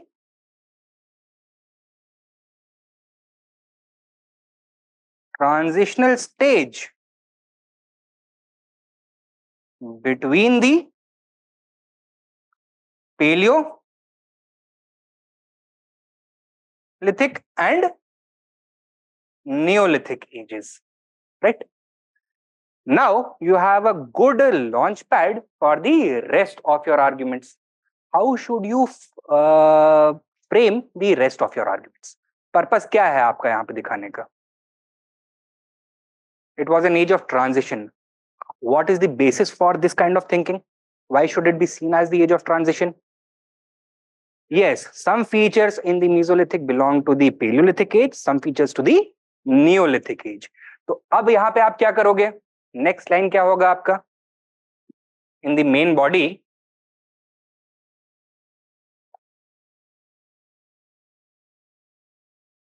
should begin by writing a line. It shares some features with both these ages, right? And then 2 subheading दोगे. पहला subheading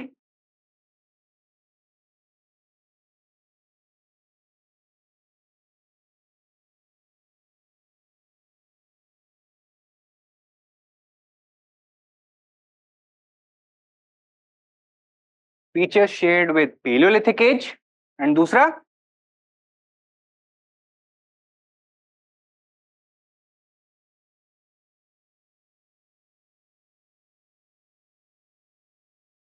features shared with Neolithic age.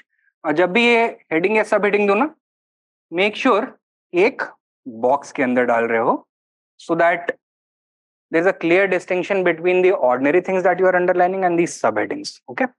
अच्छा, अब इन फीचर्स को आपको एक एक करके एनालिस्ट करना है. So features that Mesolithic age shares with the Paleolithic age, एक एक करके लिखोगे. Features that Mesolithic age shares with the Neolithic age, एक एक करके आपको एनालिस्ट करने हैं. ठीक है? कंक्लूजन में क्या देखना चाहिए?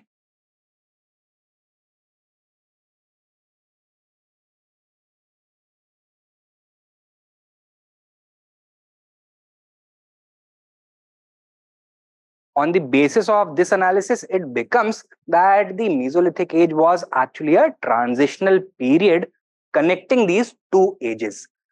But is this the correct way of looking at history? Breaking down the human past into neat little compartments, उससे डेंजर क्या होता है कि हिस्ट्री का जो फ्लो है वो आप मिस कर देते हो, right? And secondly, history does not always follow chronology very neatly. So Mesolithic age for some places may have been 8 to 3000 years ago, for some places from 3000 years BC to maybe 1000 AD, right? तो उसको neatly हम compartmentalize नहीं कर सकते हैं.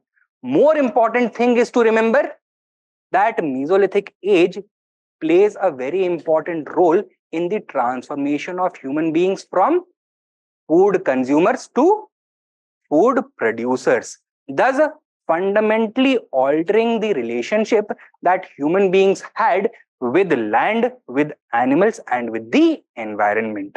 In the beginning, they were completely dependent upon these other factors. Now they had the ability to control these factors. Okay? And thus, the Mesolithic age's real significance lies in the fact that it prepared human beings for becoming food producers. Clear? So that is how we should conclude this answer. हो जाएगा? पक्का? एक और question लिखो.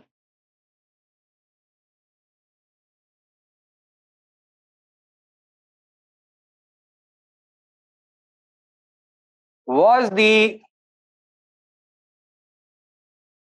Neolithic revolution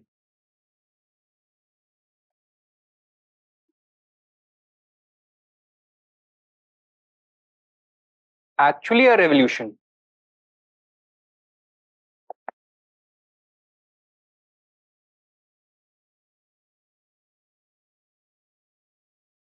Question mark.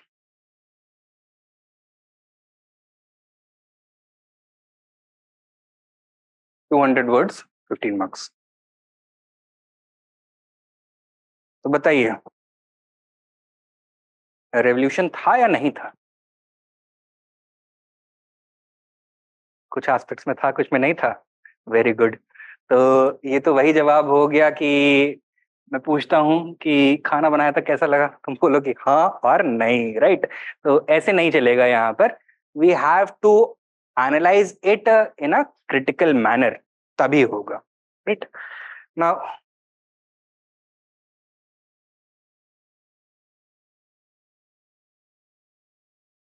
What are the parameters for defining a revolution?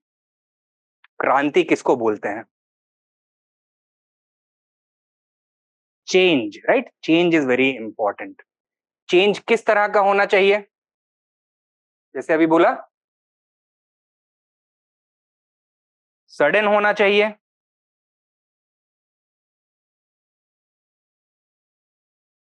Drastic होना चाहिए, और all encompassing hona chahiye. That means it should be universal. It should touch the life of every person, and it should change every aspect of their life.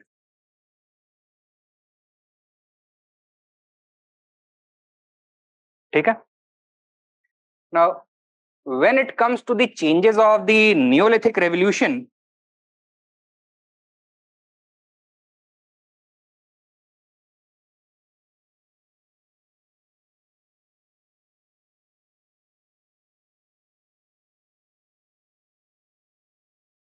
do they strictly fit this criteria?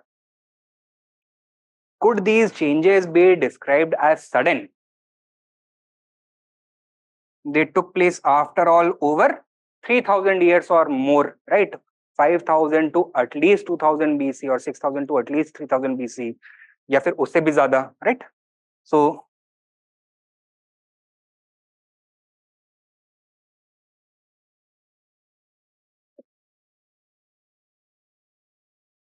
did they bring about a complete change in the way in which human beings lived? Did they stop animal hunting?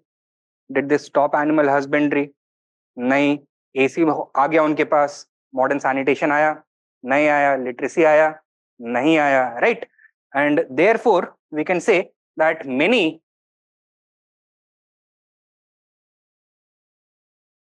practices or even problems of the past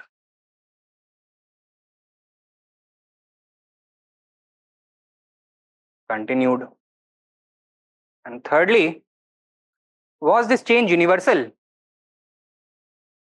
नहीं था. Objectively देखोगे क्यों नहीं था? Did the Neolithic age begin simultaneously in all regions? No. Did it change each and every aspect of human life? No. Right? So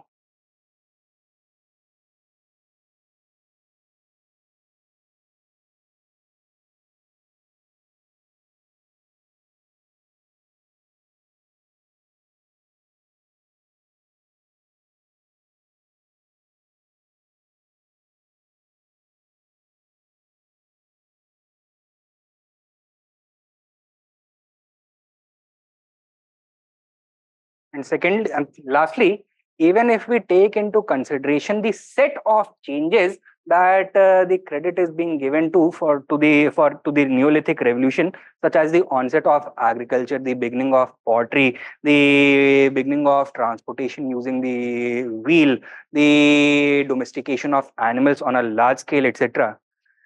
Are these strictly Neolithic? No. Many of these changes had started appearing much before the onset of the Neolithic age. So they have roots in the Mesolithic, or even in some cases the upper Paleolithic age. So these changes are not strictly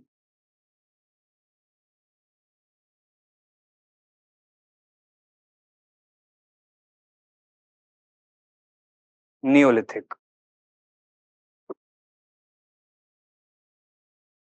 तो अब बताओ, was the Neolithic revolution actually a revolution? नहीं. लेकिन अभी answer अधूरा है. Picture अभी बाकी है. इसको देख के तो आप बोल दोगे नो. लेकिन फिर you come face to face with the other point of view. Vincent Gordon Child, he is a very famous Australian archaeologist who in fact coined the term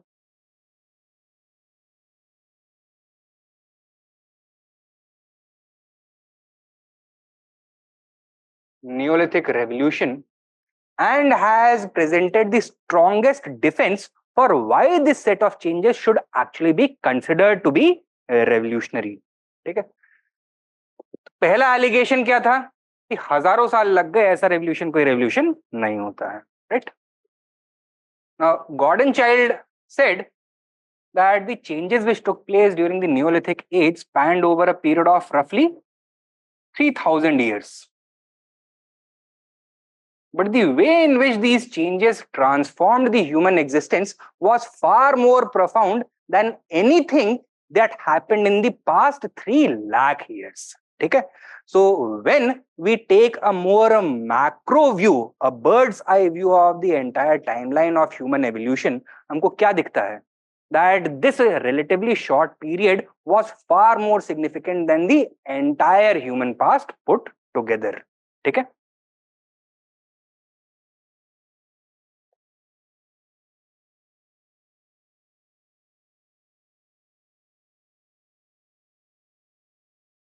Secondly, many practices or problems of the past continued also. So there, it was not radical enough, it was not drastic enough when it comes to the detractors of this revolution theory.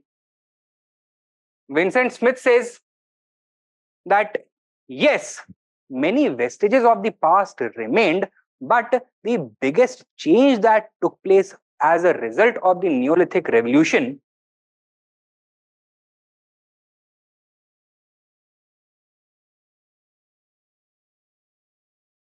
was the complete transformation of the relationship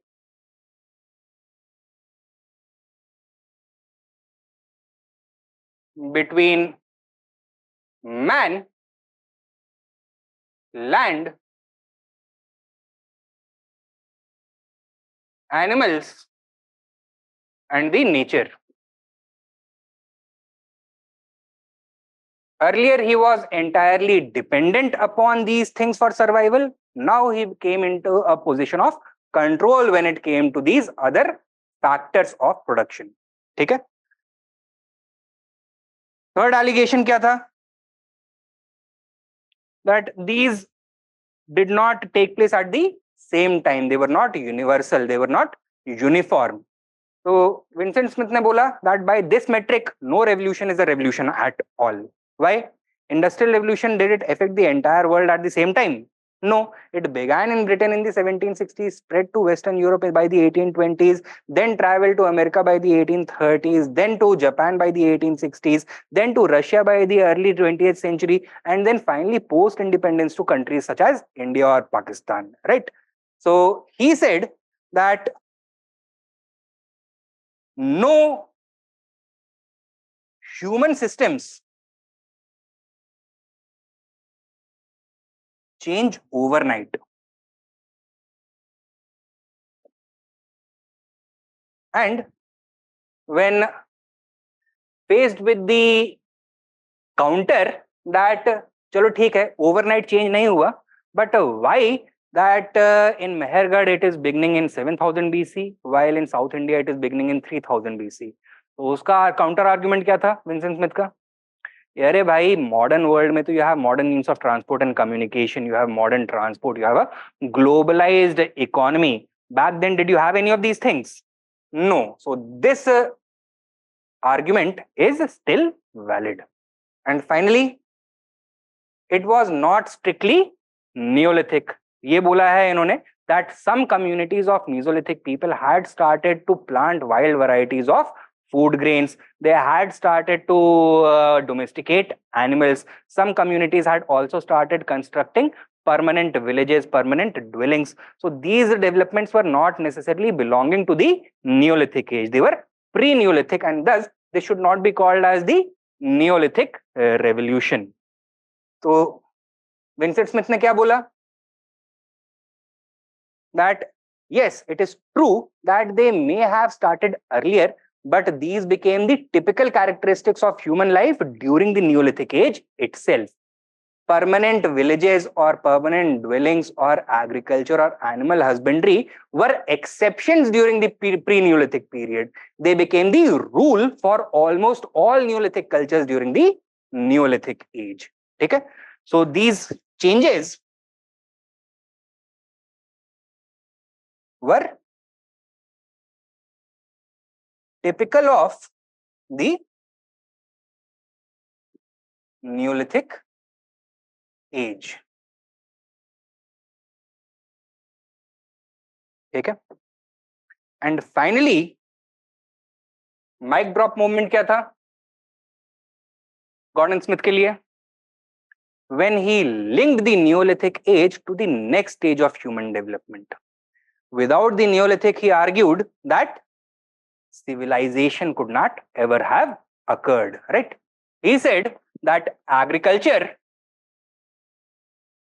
से आता है agricultural surplus. That means the leftover foodstuffs that are not necessary for survival, right? तो consumption के ऊपर extra जो बच जाता है. And what is the utility of this? This can sustain a portion of the workforce which is not involved in agriculture at all. Therefore, they can start turning their attention towards other economic activities such as manufacturing of different goods. So crafts productions, artisans are going to emerge, craft specialization is going to take place. And why are they producing these goods? Because there is demand. And who is going to facilitate this exchange? Traders, right? So crafts production and trade starts taking place. Natural tendency for artisans and traders क्या होगा? To continue trading from their rural settings or to congregate in a common market to facilitate the easy exchange of goods. Common market में आकर के रहेंगे, and therefore certain non-agrarian settlements started to emerge. Initially, they were quite small, but as the volume of crafts production and trade increased, they developed into bustling towns and cities. So this formed the basis for urbanization. Functionally, how are cities different from villages? Villages are centers of primary production, agriculture, animal husbandry. Cities are centers of secondary economic activities, trade and commerce. The kind of population that this sustains also therefore completely different functionally. Cities में किस तरह की population रहेगी? Agrarian population या non-agrarian population? Non-agrarian population. That means population which is not involved in the cultivation of food grains or animal husbandry completely. हो सकता है कुछ लोगों के गांव में अभी भी थोड़ी जमीन हो, कुछ animals रखते हो, but that is not going to be their primary activity. What are these people going to need if they need to survive? A regular supply of food grains they are going to require and a regular supply of raw material.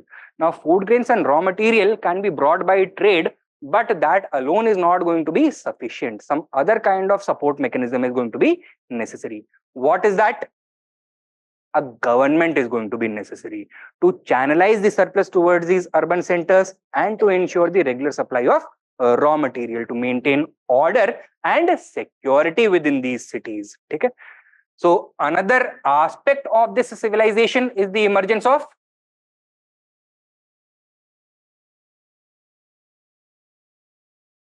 governance, right? Now, as the cities become larger, as the trade volume grows more and more, what is going to happen? Is the government going to become more sophisticated or not? It will require to become, it is going to become necessary to become more sophisticated. And as the volume and value of trade increases, the distance over which trade is conducted, that is also going to increase. New trade networks are going to emerge. New urban centers are going to emerge. The trade networks between different civilizational systems that is going to emerge. For example, new methods of doing trade that is going to come into existence, right? अब ये जो high value long distance trade है, ये मुंह जबानी हो सकता है?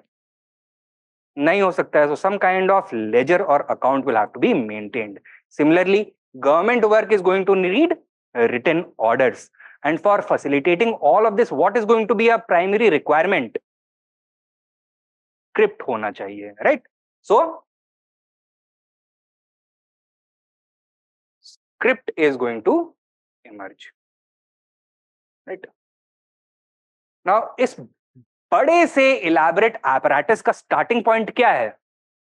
शुरुआत सारी की सारी कहां से हो रही है? एग्रीकल्चर से हो रही है. So if agriculture had not started, would this kind of elaborate civilizational system ever have emerged? नहीं.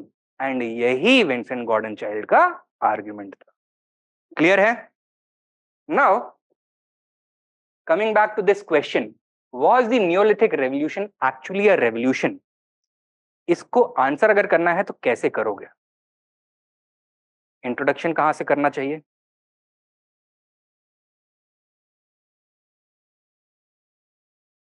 You should provide the context of the term Neolithic Revolution. क्या बोलोगे? Coined by Vincent Gordon Child to encapsulate the drastic changes that accompanied the Neolithic age, which completely transformed the human condition. ठीक है, ये तो मान लो introduction हो गया. What do you have to talk about next? Do you have to should you agree with this or disagree with it? पहले किसको करना चाहिए?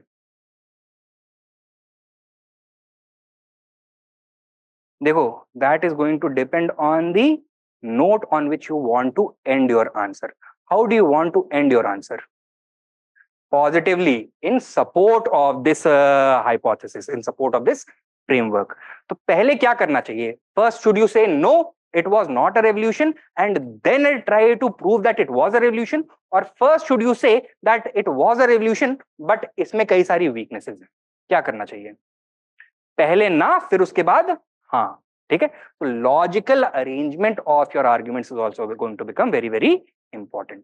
तो पहले इस वाले पोर्शन को आप लिखोगे, कैसे बोल सकते हो? However, some detractors of Vincent Gordon Child have pointed to the following shortcomings, following limitations of this argument. तो ये जितने भी arguments हैं वो आप put forward कर सकते हो. Next, upon closer observation, however, Vincent Gordon Child's coinage of the term Neolithic Revolution rings true because of the following factors. तो आप इनको लिखोगे and conclude कैसे करोगे? इससे. ठीक है, आंसर कंप्लीट. एड्रेस करोगे खुद से इसको? ठीक है. How sacrifice can become a cult or religious belief in Neolithic age? We will write about time period of Mesolithic. So sacrifice can become a cult or religious belief in the Neolithic age. क्यों emerge हुआ होगा भाई बताओ? Sacrifice. Because human desires are now going to determine their belief system, right? What are humans desirous of? क्या चाहिए उनको अब? They want greater fertility, greater productivity, more animals, more children, right? Are they aware of the scientific basis of agriculture, the movement of the earth around, or the sun around the earth, night and day, the different climatic phenomena? इसके बारे में पता है? नहीं पता है. Therefore, all these things are going to become part of a cosmic setup जिसके पीछे कोई divine agency काम कर रही है. और उस divine complex में, उस cosmic complex में सबसे important god कौन से होंगे? Those gods which regulate the fertility of the soil, right? And how to appease those gods? By offering some things to them. ठीक है? For example, if you want to appease the water god or sun god or fire god, whatever god, what are you going to offer? Whatever you value, right?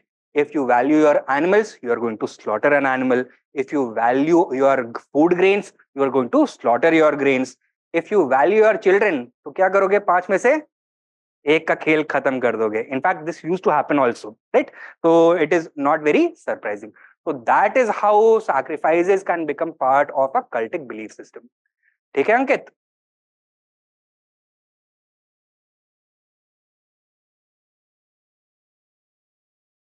All right.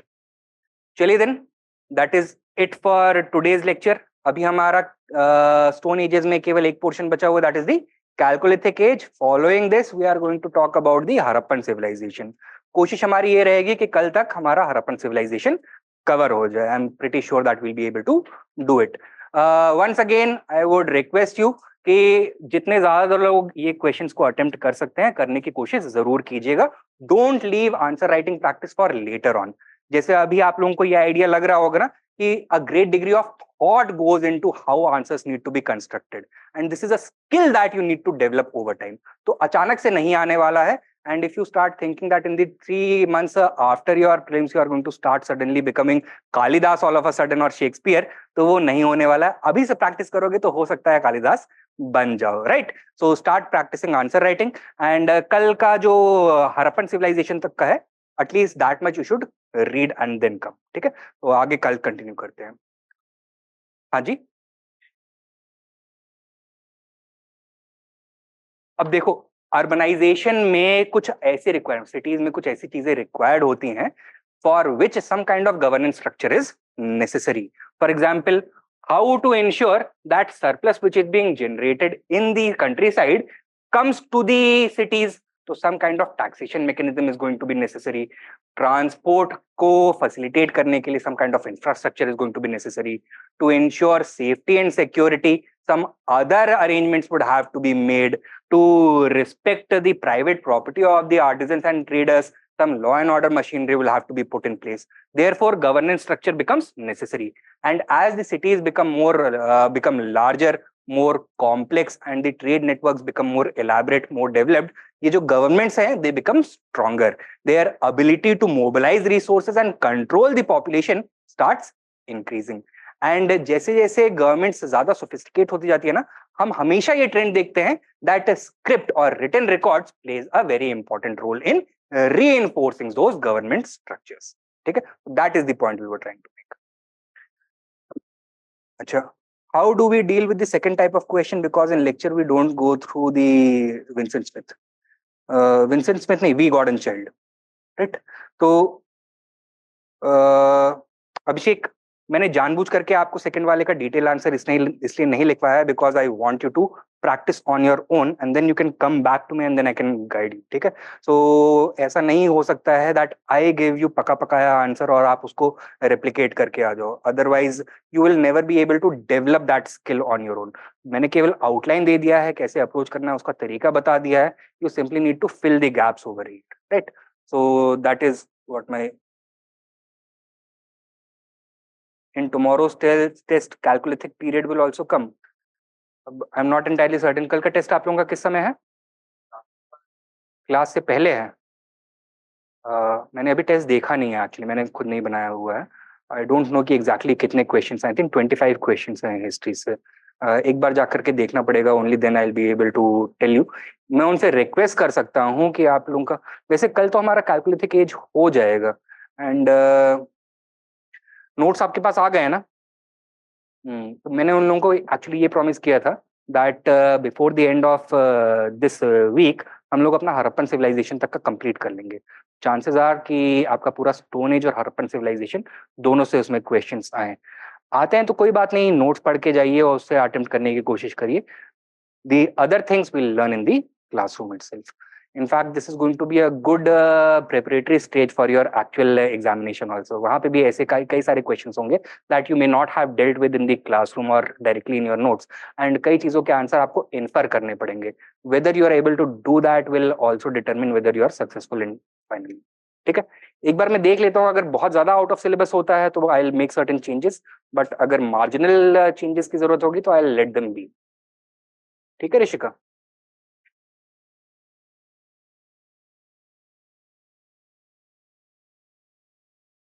All right then. चलिए then guys, thank you for your time. कल मिलते हैं, okay?